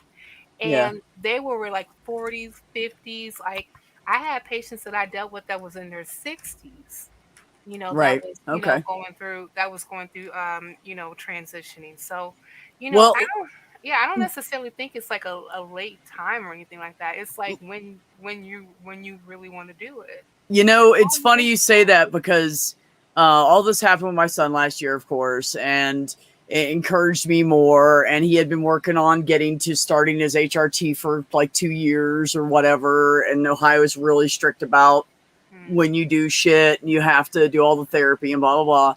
Right. And so he started encouraging me, and then I hung around with you guys more, all these people more that are doing all this transition, and it gave me like more strength to look into it. And I just so happened that the new job I have at the doctor's office, one of the doctors specializes in hormone therapy, and she has seen one person through transition. Very nice. And still treats them. So if you can't tell me that shit wasn't meant to happen like that. Wow. I mean, a random job posting on Craigslist, and I have this extended family, and I just walked up to her and said the other day, "What do you think about the name Beck? Like Beck? I kind of like it." And she goes, "Just do me a favor." Doesn't that automatically make somebody a loser, baby? What? Oh, geez. You know the song, "I'm a loser, baby, so why don't you kill me?" No, I didn't even That's think Beck, about that. right? I was just come looking on. at because I've been going for B for so long. I was just looking for names that started with a BE, and I can't do Ben because that sounds like copying. So I'm kidding. I was thinking about bend them like Beckham. So okay, here's the honest to God truth. How about one of the beautiful? One of the things that gets me about it is this about transitioning. Mm-hmm. If I'm gonna have a penis, I want one that works fully. It ain't gonna happen. That's my beef. Why go through all that, and then here I am not being completely myself that I want to be? Well, I mean, B, that's a question that you have to ask yourself. But you do have like some that go through transition and they don't get that particular organ. Yeah, they don't get the bottom. I know. Yeah, so you don't necessarily have to do bottom surgery. Yeah, no, I know that's an option. And it wouldn't take much to cut my boobs off because they're small anyway. So, well, you also have to look at like B. I know that my lady parts don't work exactly as I would like them to. Right. But that's all right. Okay. Fair enough. Yeah, I think that's it's just kind of like what makes sense to you as an individual. Well, I mean, who knows? Maybe we can get Ben to go into neuro and we can just solve the problems and Ben can fix that shit so it works. Well, B, there's another side of this. At 50, ask any dude. It wouldn't be bad to have the little pump so it always works when you want it to anyway. You know what I did think, Dick? In this whole debating in my head, one of the thoughts that went through my head is I'll never get an accidental Woody in public. Yeah, right. You're gonna want that shit, baby. And to be honest with you, B, for some cisgender males at 50 plus, they shit don't work no way. So I know. You know how much shit I do to get people Cialis, to get cishet men Cialis. I do that shit all the time, and I'm over here going, motherfuckers probably don't even use it very much, and I want one, and I'd fucking use the shit out of it, and this sucks. I came back at a weird time. And there's a lot of women who are my age, which is 67, who are dry as a bone. So I'm just as well off as they are. So sorry, Ben, I threw everything into whack with a joke. It just what did you say, Ben? blossomed from there. I left to go they pee. Came back into at a weird time, and I said yes, you did. I had to pee and I needed another beer. Clearly, I needed another beer for this because shit got deep. I know. Shit got real. It's a B stream. That's kind of what happens. Yeah, people just. I'm not mad. Because I let anybody on here as long as they're not a dick. That's my rule. Anybody will tell you, don't be a dick. And the only true dick that is ever allowed on my stream is Dick Dawson. That is it. He's the only dick allowed. Well, you can have a dick, just don't act like a dick. Yeah, no, that's what I meant. He's the only one that's allowed to be dick. Ben, you're on T now. You don't pee. When you're on T, you piss. Come on. Yeah. Okay, I missed. Yeah. Or conversely, you can say I needed to take a Riley. Riley? I've I never always heard just that say Yeah, I it's, have to go to the little truck driver's room from when I was a truck driver. I have to go to the little truck driver's room, and everybody knows I'm going to the bathroom. I used to say, do you just mean you need to just go in a corner, in an undisclosed corner? There's a flat earther who on stream said he had to go and take a pee, forgot to mute, and you could hear him peeing in a bottle. Oh yeah, Ah! Anthony. Yeah, Anthony Riley. He That's was why we all peeing in a say bottle? yeah, The or a famous glass or Legion whatever. Warrior video. Yeah. It gave So the in the concept of- debunking scene, we all say, "Oh, 1 second, gotta take a Riley," and everybody knows what you mean. Everybody. It gave a whole new concept. Yeah, of the I idea always of mute. stream. Always mute. Right, or you know, just like mute, turn off your camera, do what you got to do, and then come back. Excuse me, one moment. I must acknowledge the additional person that's in the room. Hi, Bee's cat. Oh, This is Jameson. He's Hello. a big boy, Aw. as you can tell. Hi, Jameson. He's like How are 14 you? pounds.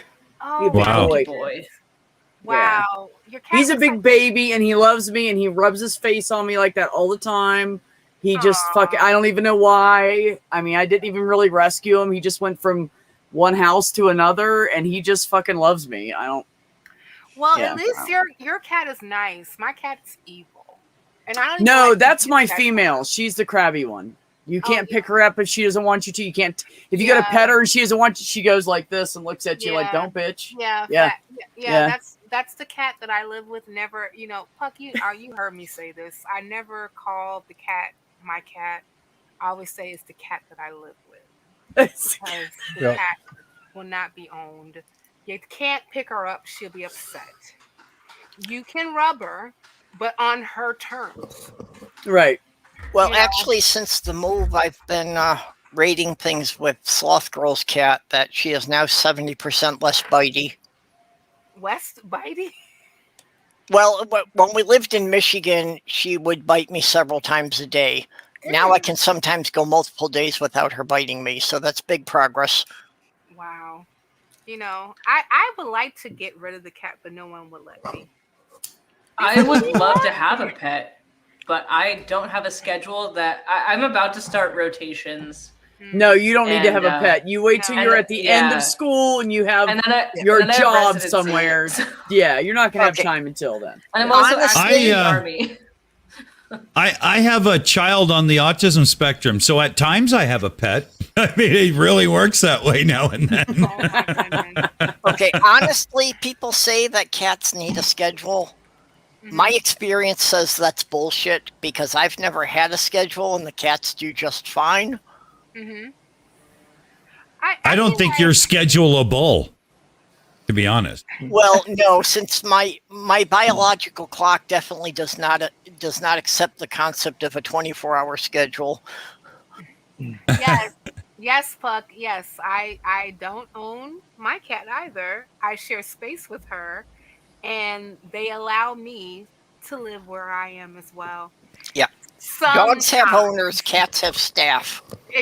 And I feel like I'm her staff, even though that she already knows that we don't particularly care for each other, but she will use me to get what she wants, specifically food.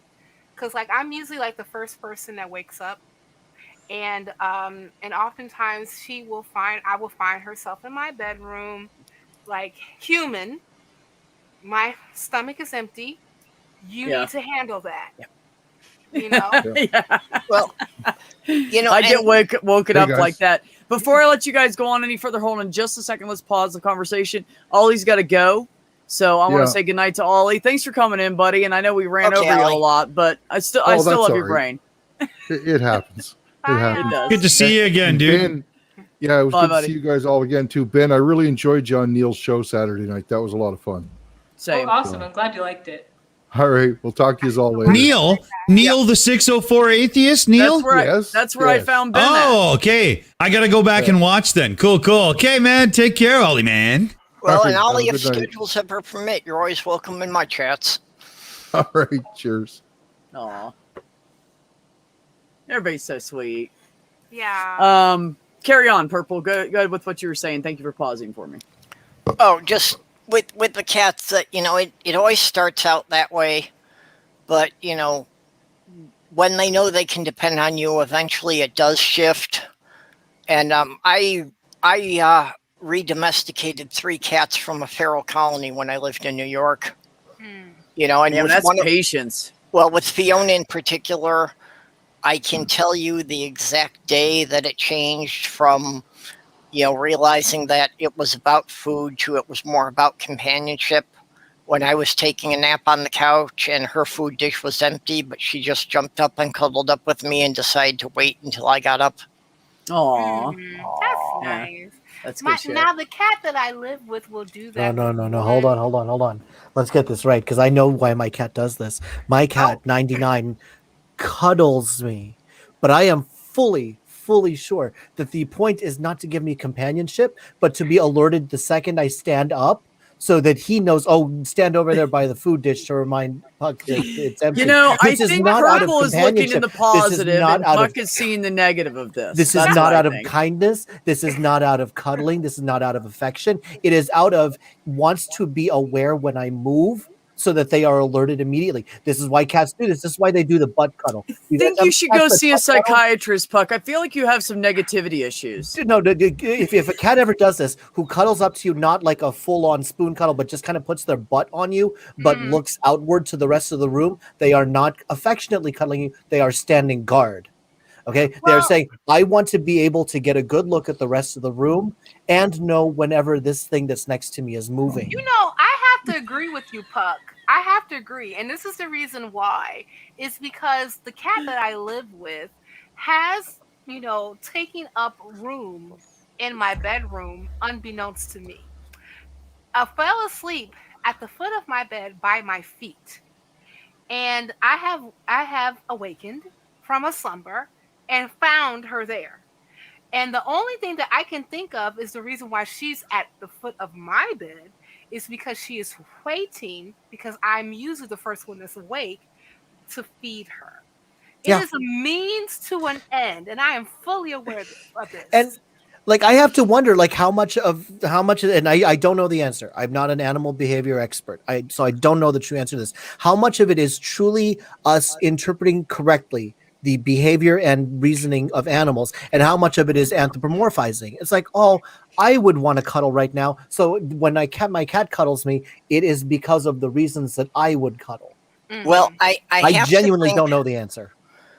I have to think that I have a better angle on that than a lot of people, because I grew up in a crowded house, but I felt largely ignored by the humans, and I think I was primarily raised by the cats. They just paid a lot more attention to me than the people ever did. Is that why you rub up against people all the time? Crowded house, Purple. And also, shakes that ass. When I'm feeling affectionate to people, I am known to headbutt them. That's what How does that work with the 2 horns that you've got? Because you got those horns going on in your avatar. So when you headbutt people, is it more like a gore? No, it's just like rubbing my forehead on their shoulder. Is it okay? No, I'm just looking at your avatar, and I figure it's like, you're like trying to gore them. See, I genuinely don't know this, and I have to internalize this, that how I interpret my cat's behaviors may not necessarily be what they're actually thinking. Right? And I can't imagine that they have the same thought process as a human. They have a completely different thought process. So I might cuddle out of affection. I don't know that Max and 99 ever do. I think that they see me as completely incompetent. This is why whenever I go down to the dark basement, Max must follow me. Max knows he can see in the dark better than I can. So he walks a little bit ahead of me. So he's pacing. He's like, okay, I know where it's safe to step. You just step exactly where I step and you're going to be safe. It is not out of kindness. It is not out of companionship. It is out of Puck is an incompetent brute. Okay. And if it were not for my feline grace, he would hurt himself. Or how about this? Puck is the human. Sounds like I sound very Ferengi right now. Human. Is the human that actually sustains me. So it makes sense for me to make sure That's what I was gonna say. Yeah, Puck is the only one who can operate the can opener, so I must protect them. I must protect them because that is protecting my food source. See, I personally feel that the cat that I live with does only what the cat does for survival. I really feel that the cat is working completely on instinct right now. And that is, I tolerate said human, even though I don't particularly care for them, but I tolerate them because they have the ability to make sure I have sustenance. And this is why I have to push back on that, because 99 at least was a stray, or was feral before we adopted him from a shelter. I actually know that 99 can probably take care of himself better than I could.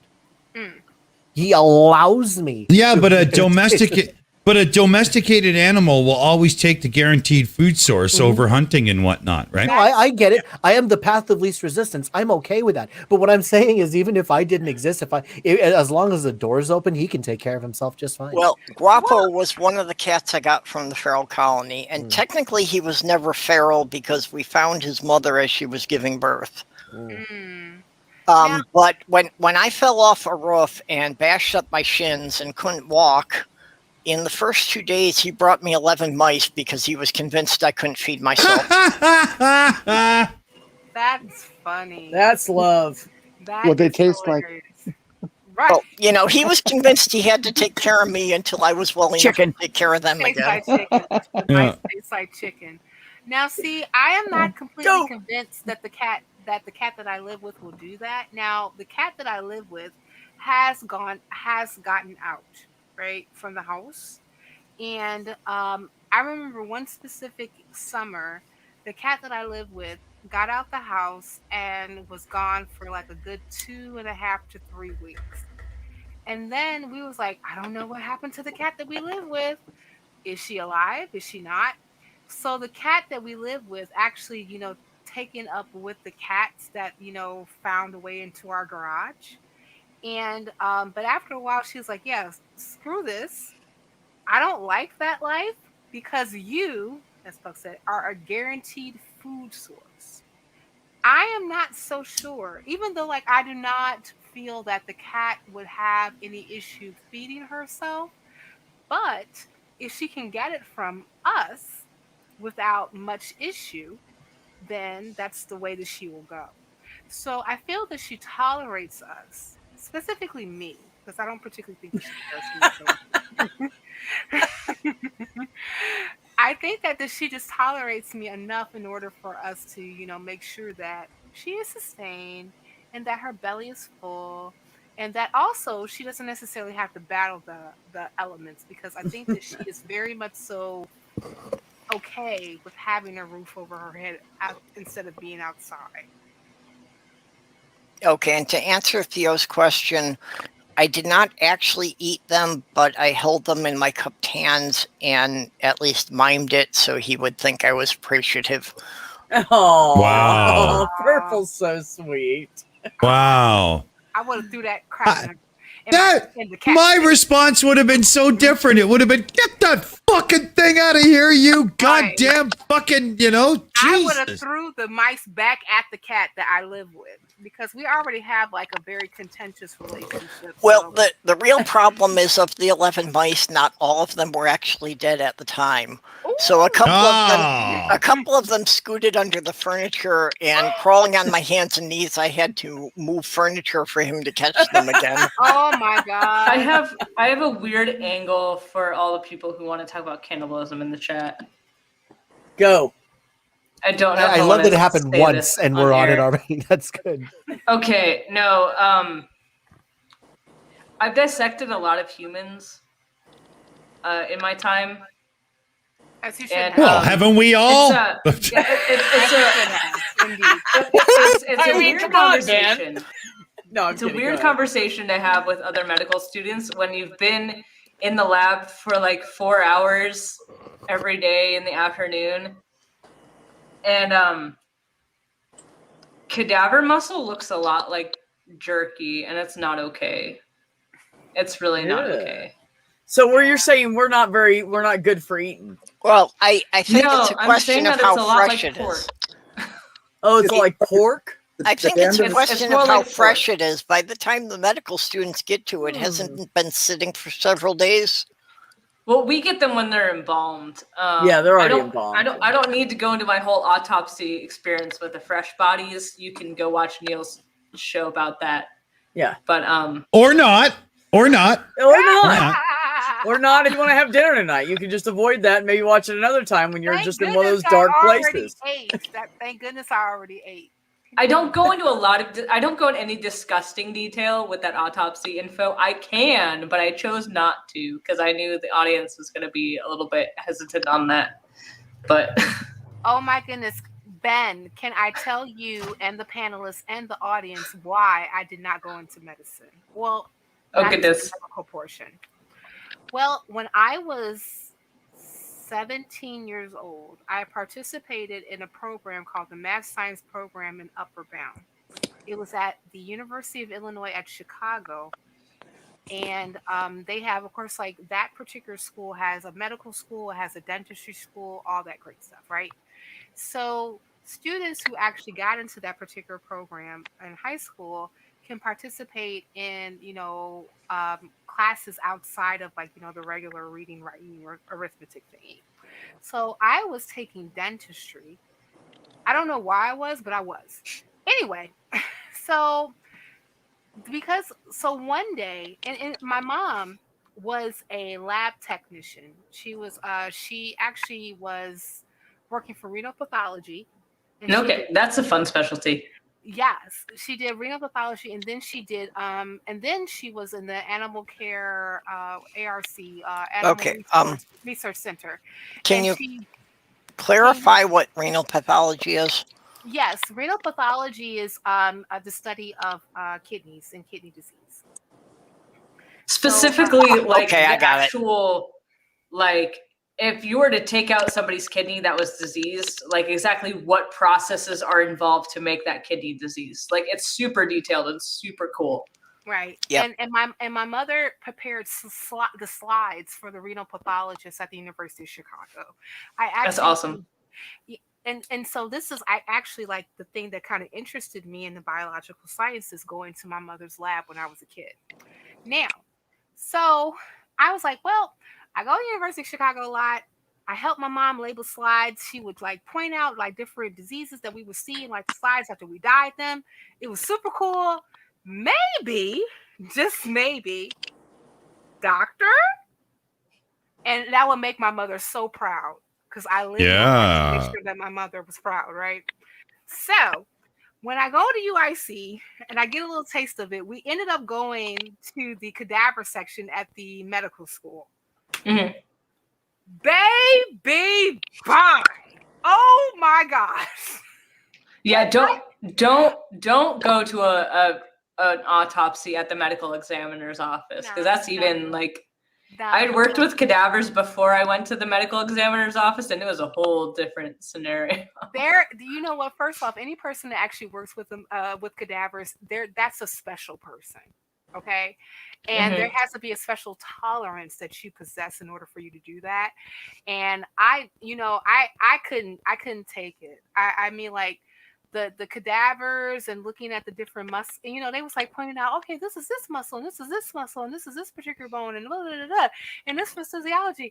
Isn't it interesting? I'm like, hell no, get me the fuck out of here. These are dead people. I couldn't. And then after when we actually was watching like surgical videos, no, I couldn't. And then at the end of the program, I went to my mom. I said, Mom, I know that I told you that I was like super interested in, medicine, specifically, medical doctor, provider, but I'm sorry. I can't do it. Yeah, I that autopsy. So, because I had worked with cadavers before I went to go shadow the coroner, and as I say in Neil's interview of me, that autopsy like got me really. That was the biggest piece of my deconversion, right there. And it's praise hell. Yeah. Because the cadavers are one thing where it's like you have like a 94-year-old who died of cancer or something that's very like, I don't know, it happens a lot. It's not like something super violent and preventable. Mm-hmm. But then you shadow the medical examiner and you have forensic autopsies where you have somebody who didn't need to die. Yeah. And you're at a table with a 19-year-old heroin overdose and you just question everything and you're like, how is this okay? And that's basically like how I can sum up my detransition or my deconversion right there is just. Yeah. No, I hear that. Yeah, that usually does it for a lot of people. Honestly, that's a good start at least. Yeah, and with any homicide case, they have to keep all of the samples in the fridge or in the freezer for evidence later on. So they just have buckets of baby brains because anybody under a certain age has to be autopsied. That's the law. And so you just have buckets of baby brains and it makes you want to vomit. It's disgusting. That is, I don't know, scientifically, I don't see it disgusting, but emotionally, I find it quite disturbing because that's a lot of babies that fucking died. That's fucked up. It's a lot of babies. I haven't been in a morgue for more than the time it takes to deliver somebody there, but I've been through nurses training, the preclinical. And when I started going into clinicals, the thing I learned is that blood and guts and gore didn't bother me in the least, but human excrement and urine and vomit and all the things that we produce killed me. I couldn't take it and I dropped. Yeah, that stuff is fine for me. It was like the hardest thing for me, and I had to reconcile this for myself because I came to this realization while I was in undergrad, and I had to decide, is this worth it to do again, to go into medicine? Walking into a house and knowing there's a dead body, like, because it's like it smells a certain way. Someone died. Like, can I handle that again? Like, yes, I could. It sucks, and it's the worst thing I've ever experienced in my life. I've been through like a couple of years of therapy to get over that experience, but at the same time, like, if it were like if I was the only thing standing in the way of somebody getting the medical treatment they needed, and if I needed to go into a room with a dead body in order to make that happen, absolutely I would do it. Yeah, people think that a dead body will smell like raw meat. They have no concept that it's actually something much different with all the gases from the intestines and everything. I had the instance one time that when we were bringing stuff back to my apartment after a convention, that apparently they were taking out a dead body that had been found after it had been in the apartment for about 3 days. And it's a whole different matter. Yeah, that's pretty raw. And I think the hardest thing for me moving forward, because I mean, I know I can handle this kind of stuff, but the hardest thing in my career is going to be the day that my actions caused that, because I know it will. And like with that kind of responsibility, it's pretty inevitable that I'm going to do something that's going to kill somebody. And like, I don't know how I'm going to handle that situation, but like, it's a very, very real thing. You're muted. Yes, I was. Thank you. That's why my mother quit being a nurse, because she couldn't handle people dying.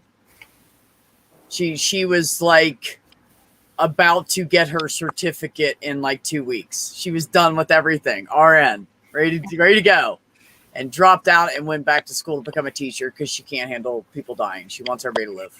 She wanted everybody to live. Yeah. No, and that's tough. I mean, like, I think that's another reason why I didn't go into that particular side of medicine. I mean, it's, I mean, like, doing social service enough is difficult, especially because you get very much so wrapped inside the lives of the people that you case manage. Yeah. And to be honest, like, by the time that they get to me, their life is already kind of fucked. You know? Yeah, well, you know, but I just want to say that, like, we need people like you. Like, don't ever think for a second that because you didn't go into, like, becoming a doctor or a nurse or anything that you're doing anything less important, because we absolutely 100% need people like you out there.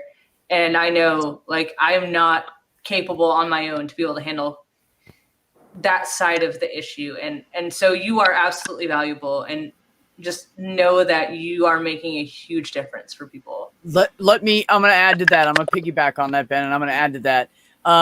You know, it's, think of it like a motor in a vehicle, right?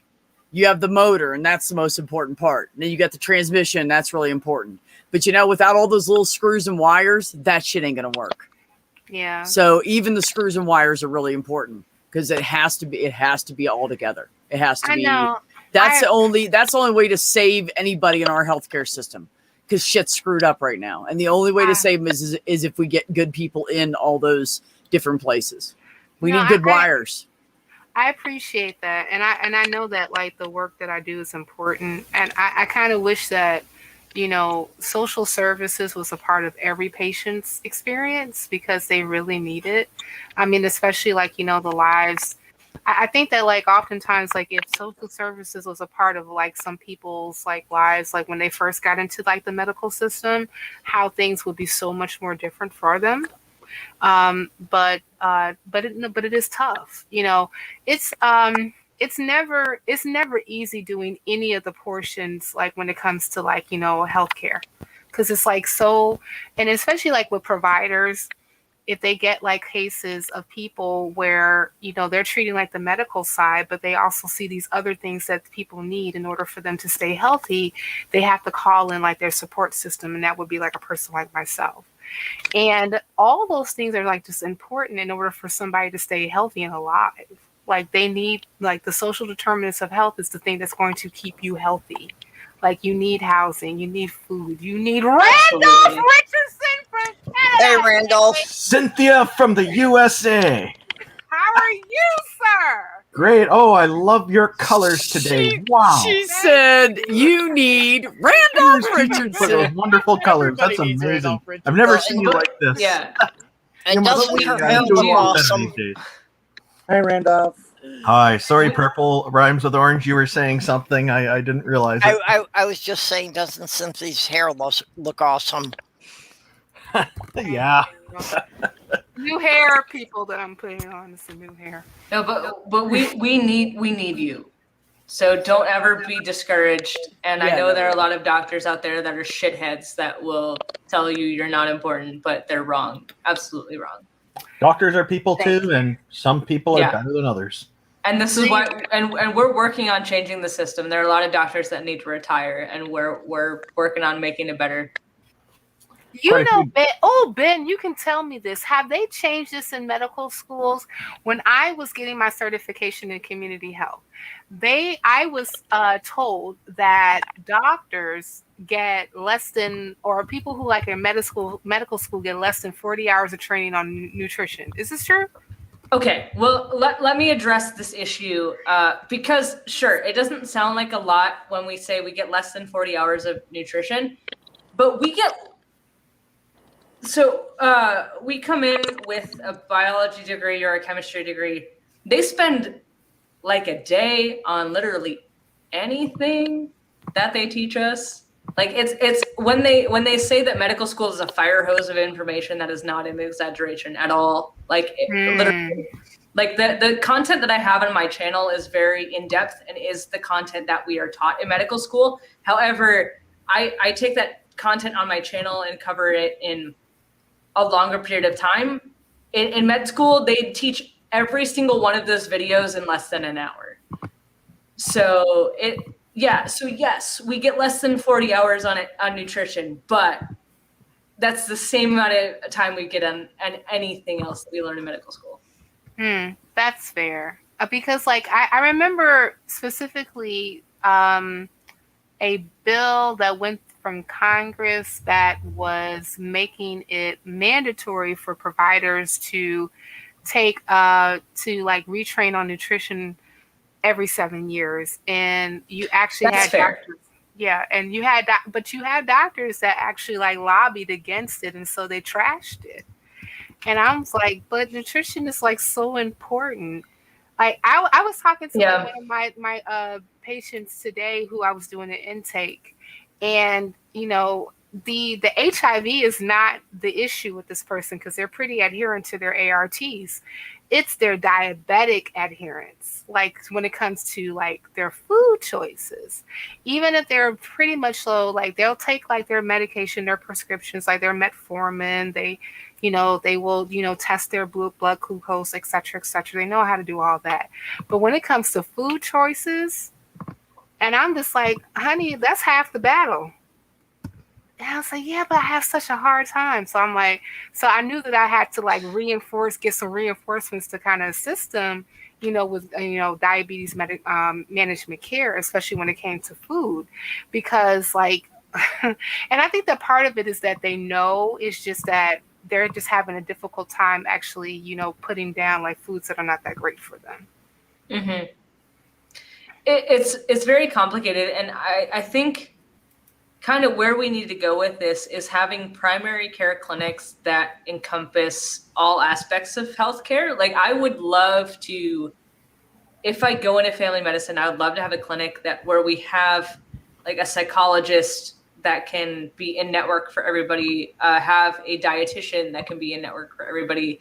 So that, because I know that one person cannot do all of these aspects at the same time. Right. Like there's a reason why we have experts in so many different areas. And I think we should utilize these people. So like if we had a clinic that was primary care that could address psychological concerns, that could address nutritional concerns, could also have an occupational therapist, a physical therapist, just get everybody involved and then just be a one-stop shop for people. I think that would be the best way to. Ben, you're talking about a medical utopia. That's not going to be a thing. I mean, we'll see what we can do with insurance. That's really the stumbling block here. But I'm going to put in my efforts, and I have too many ideas. Maybe my ideas are a bit idealistic, but I think maybe I can be more idealistic. We do need idealistic because, like, I think that's sort of things that like are going to be able to actually create more like integrated care if we had more providers that were, interested in making sure that there was more integrated care, whether if you're at a clinic or at a hospital conglomerate. I think that I'm pretty lucky for the clinic organization that I work with, that we do have behavioral health on staff. We do have case management for not just HIV, but also for hepatitis C, and also for diabetic care. And we have, we have like TGNC, like, transgender navigation, and all these different things that's in place. But I do also recognize that we're kind of like an enigma, right? We're not necessarily something that is like the standard of every healthcare, conglomerate that's in the United States. So I would love if we did have like more people who were going to go into medicine, becoming providers, even like if they're doing specialty care, to really like push for this type of stuff, because it's so desperately needed in order for, to make sure that patients actually get like a holistic experience. I don't know how many times that people have fallen through the cracks when it came through their care, because like some stuff that they actually needed was not there at the clinic that they go to. They had like burdens, like, even trying to get like transportation to go to the specialist. So to get like something like a CT scan, right? So it would be, it would make more sense, like if we did have like more like an integrated model in medicine in order to make sure that people are getting like all the sources they need in order for them to be healthy. Yeah, absolutely. I want to say one thing real quick. Ben, if you ever get that going and you want a patient advocate, that will make sure that both sides of the stick are happy, you let me know, because that is my shit right there. I know how to take care of people. I know how to keep people happy. I know how to get them happy when they're having a shit fucking day. I don't know why. It's the only skill I have in my entire fucking life. I can talk to anybody and make their day better, even if like somebody comes with a leg off. I'm going to figure out a way to make that guy's day better. And I'm going to figure out a way to do it so the company doesn't get hurt in the meantime. You know what I mean? Before my fiance died, that was her thing, that she was trying to set up a nonprofit organization for patient advocates. And good. I definitely. That's what we need, that shit.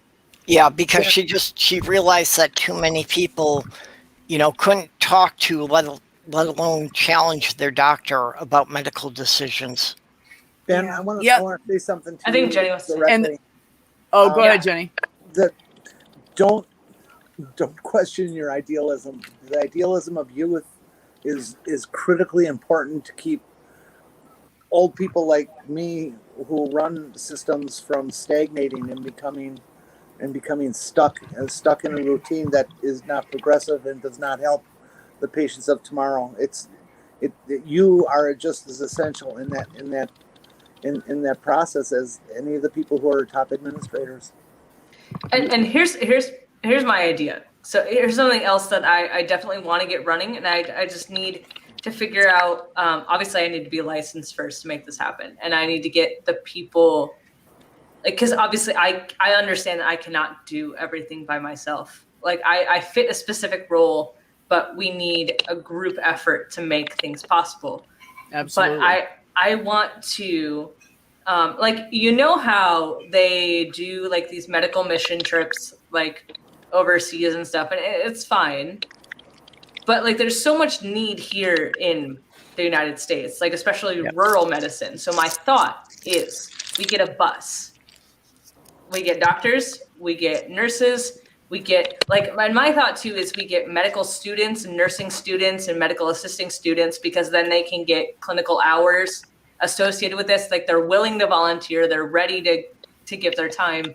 We take them on a bus, like we go on a tour through like the rural cities of the United States, take like a month or two to just like kind of make a round, and then people get like a free clinic and stuff. We run it as a nonprofit, and I think that would be a fantastic idea. I have a CDL. I can drive it around for you. A mobile unit. I think that's a wonderful idea. We actually have a mobile unit. I can drive. I can drive you around a tractor trailer size mobile unit. I am totally on board with that, because I lived for 6 years in rural Michigan.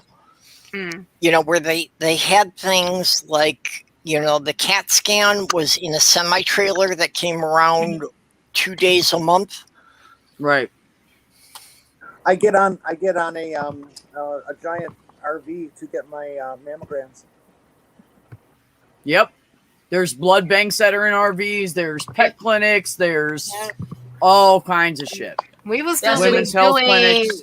We were doing COVID testing and also COVID vaccines in mobile units. Also doing administering hormone therapy in mobile units, and also prescribing ARTs in mobile units. Cool. HIV testing in mobile units. All that great stuff. I noticed Gibby Gibson is in Yuma. I'm doing a rotation in Yuma in what month? In the spring. I don't know what month, but sometime in the spring, I'm doing a rural rotation in Yuma, because I'm in Arizona for medical school, so I will be in Yuma doing family medicine in the springtime. I mean, if you have a huge medical issue, please don't come see me. I'm probably not capable, but like my preceptor will probably be capable. Hook up, you guys. I just marvel that there's a professional hockey team in Scottsdale. That's all I've got there. Oh, Puck. Ben, you are really ridiculously close to me. We should, after we get to know each other and I'm not psycho, we should go hang out sometime. Oh, absolutely. Puck, what state do you live in? Who? Puck. Me? Ohio. Ohio? Okay. Puck's right outside of Cincinnati. I'm far away from everybody. I gotta piss nobody again, cool though, so lives by I'll be me. right back. Do you think? Yeah, Puck's like southwest-ish. Cincinnati. I'm in good old 513. Go Cyclones. Puck is in At least he said Oh. piss this time.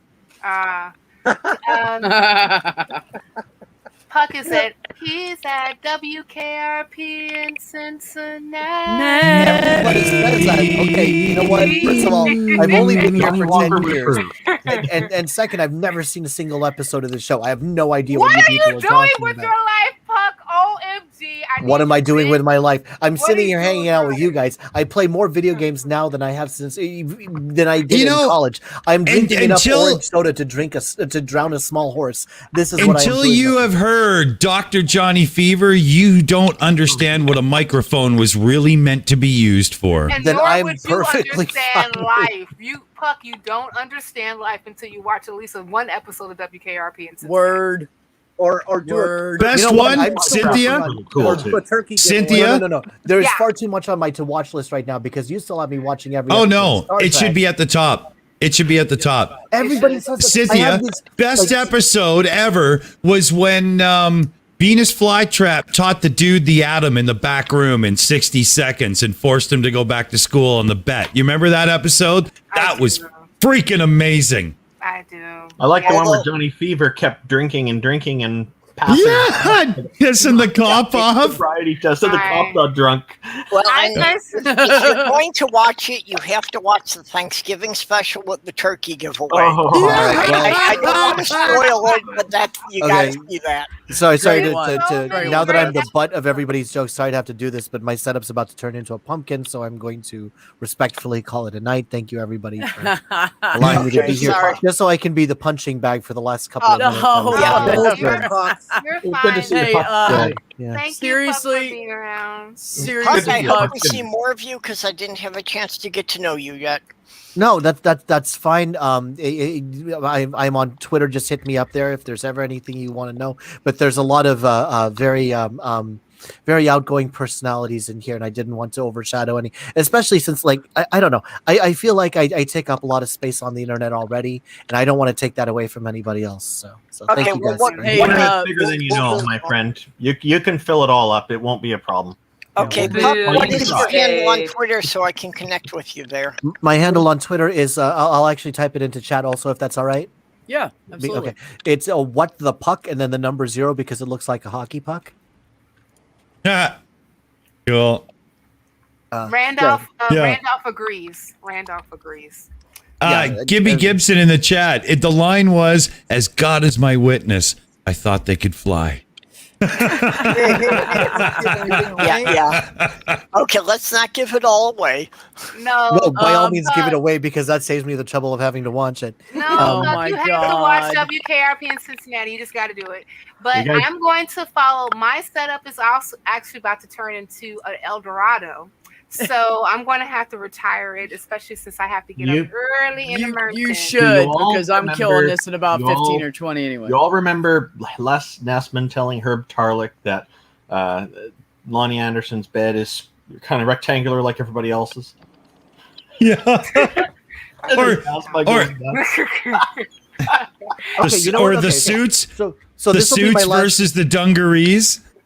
Here's my last contribution to this. All right, if we're going to do this, I would suggest then a cultural exchange program. If I am to watch this WORK channel, whatever it is, KRP in then Cincinnati. I will also submit to you to watch the Stanley Cup Finals from 2 years ago, the last year that Doc Emmerich called the games. Oh my gosh, I don't know. Cultural if I can do exchange. If I Forget if I it. get into Forget your it. world, Have a great get into night, some of Puck. mine. Oh my God, Puck. Okay, Oh my I- goodness. Hey, Go you know, Blackhawks. he just wants us all to keep the puck on the ice. Oh Yeah, no! I- As long as I'm Yeah, alive, yeah. nothing good should ever happen to the Blackhawks. That can go away. I That grew can up stay in over the- there. Well, I grew up in That the can- Chicago suburbs, and My I went to a condolences. live hockey game, and Watch the Rockford Ice Hogs, not the Chicago Blackhawks. My goodness. I mean, I don't watch any of them, and I am in Chicago. So how about that? Watch the Rockford Ice Hogs. Watch the Chicago Wolves. Forget about the Blackhawks. okay, Nothing good well, should happen. I'm Anyway, really a Well, fan I of know that is they're the Wolves. Matter of Badgers. fact, that they actually play across the street from Malcolm X College, where I got my community health. watch the certification. Wolves. Yes. And yeah, so UW they have like a Badgers. whole stadium over there where they do their thing. Yes. And so I know that they're there, and I was like, "Oh, woo, that's how they're." But and I know of Rockford because I have a friend that lives up there, but I haven't been there like 5 years, so I don't know. But I'm not really a sports person. Like I used to be like really into sports, and then I was just like, what's the point? We're all gonna die. And So, likewise, I'm not an 80s sitcom person. You know what's so like I said, cultural exchange. I get to know more about you guys. You guys get to know more about my life. Yeah, but I've been watching hockey since Ken Dryden played, so I'm learning nothing in this. Oh, like and I get nothing. And you don't have to worry about 1980 sitcoms with WKRP because it came out in 1978. I just want to there you go. I just want to say thanks, guys. That worked that time. Yeah, sorry, my show. I'm just gonna go ahead and kill this here in a minute. So you guys might as well just stay on and say your goodbyes because it's about my bedtime anyways. So I think I'm just gonna cut it off. Whoever wants to talk in the back room, have fun. Spend the whole night doing that. I have to work in the morning, and I'm old. Can I just chill real quick? Do it. Okay. Cynthia first. Do my go to my link tree, Cam Glamming. This is my link tree. Link tree Cam Glamming. It has all my links to all my things that I do to the things. Oh, throw those links back up for me, please. That's Cam with 2 M's. Yeah. Yeah, CAMMGLAMMING. Actually, just 1 M. So CAMGLAMMING. Cam Glamming. That's my link tree. 2 M's right here on the screen. Well, it's 2 M's on the screen, but don't do it rare. Put it after glamming. So CAMGLAMMING. That's actually my handle for all of my social media, mostly, except for my like Facebook page is Cam. But for like my Twitter, my IG, and my other shits, and my link tree is Cam Glamming. There you go, everybody. I want to chill. Chill. Wait a minute. Wait, we're going in order now. Okay. Fine. Puck, chill. No, you can actually skip me because right now I am redefining my YouTube channel. There's a series of games that originally came out starting in 1987, and they recently just released remasters of these that are going to be on Steam. That's okay because you were being negative earlier anyway. Yeah, that's fine. Go ahead and chill. No, just kidding. Go ahead, Dick. Wait a minute. Are you actually talking about games that might go back to the 8-bit era? You may have something I may have played. Purple. I know you and Jenny's game. We're not restarting this conversation. Dick, go ahead and they screw with me. They literally, that's their game. They try to see how long they can make me try to say goodbye. Dick, go ahead and chill. All right. Well, here. You can find me over on the Shills Friday, Saturday, Sunday, and we just beat a community guideline strike because YouTube sucks my dick. There we go.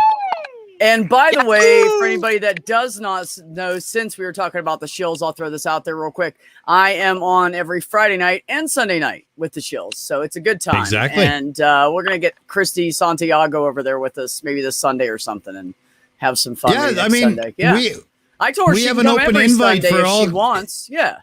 We got an open same invite for thing. anybody who wants to come over and join for a show. Just let us know. Yeah, Sundays, just so you guys know, are all women and Dick just producing, but we run the show and talk. And we just, he runs the videos and produces for us. So it's a lot of fun. I will join you one day, but that's usually like me and my partner day. Sundays. Well, it is later. Yeah. Okay. What time is later? Yeah, what is and it? we're like 78 subscribers away from 2K. So, go and sub. 8 p.m. Eastern. Sunday. Okay. Is that right, Dick? I was asking. He disappeared. Yes. 8 p.m. Eastern, 5 Pacific. Yep. There we go. That's okay. That's it. Okay. Ben, go. Okay. Yeah.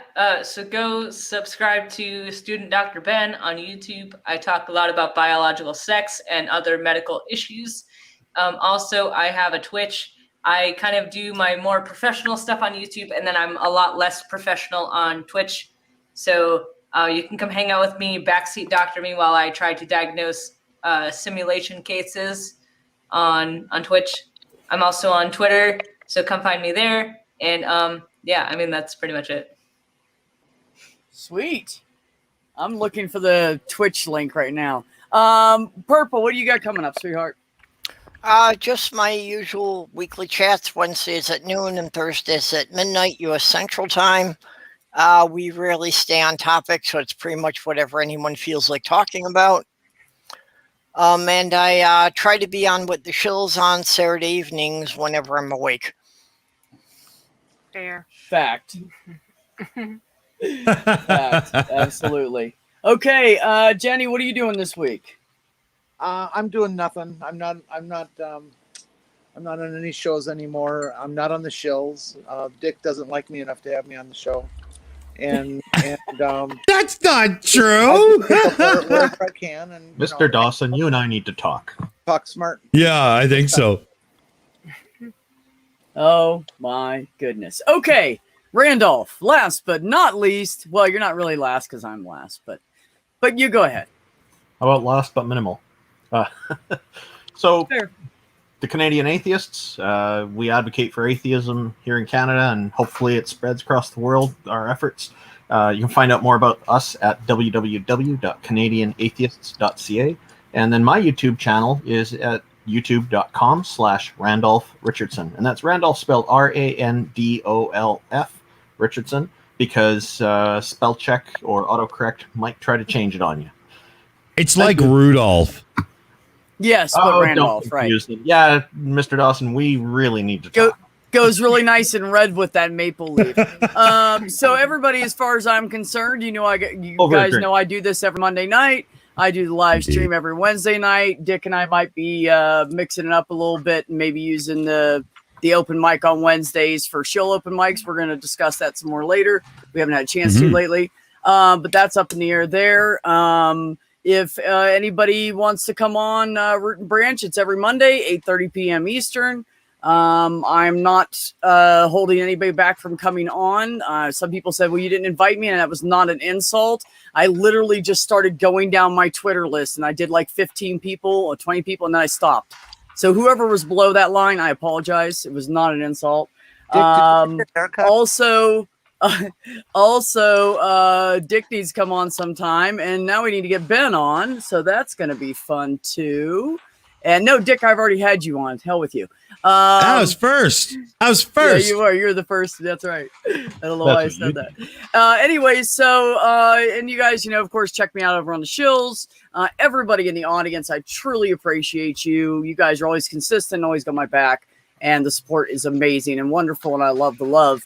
Everybody on the panel, especially my guests tonight, thank you so much. I always love the conversations.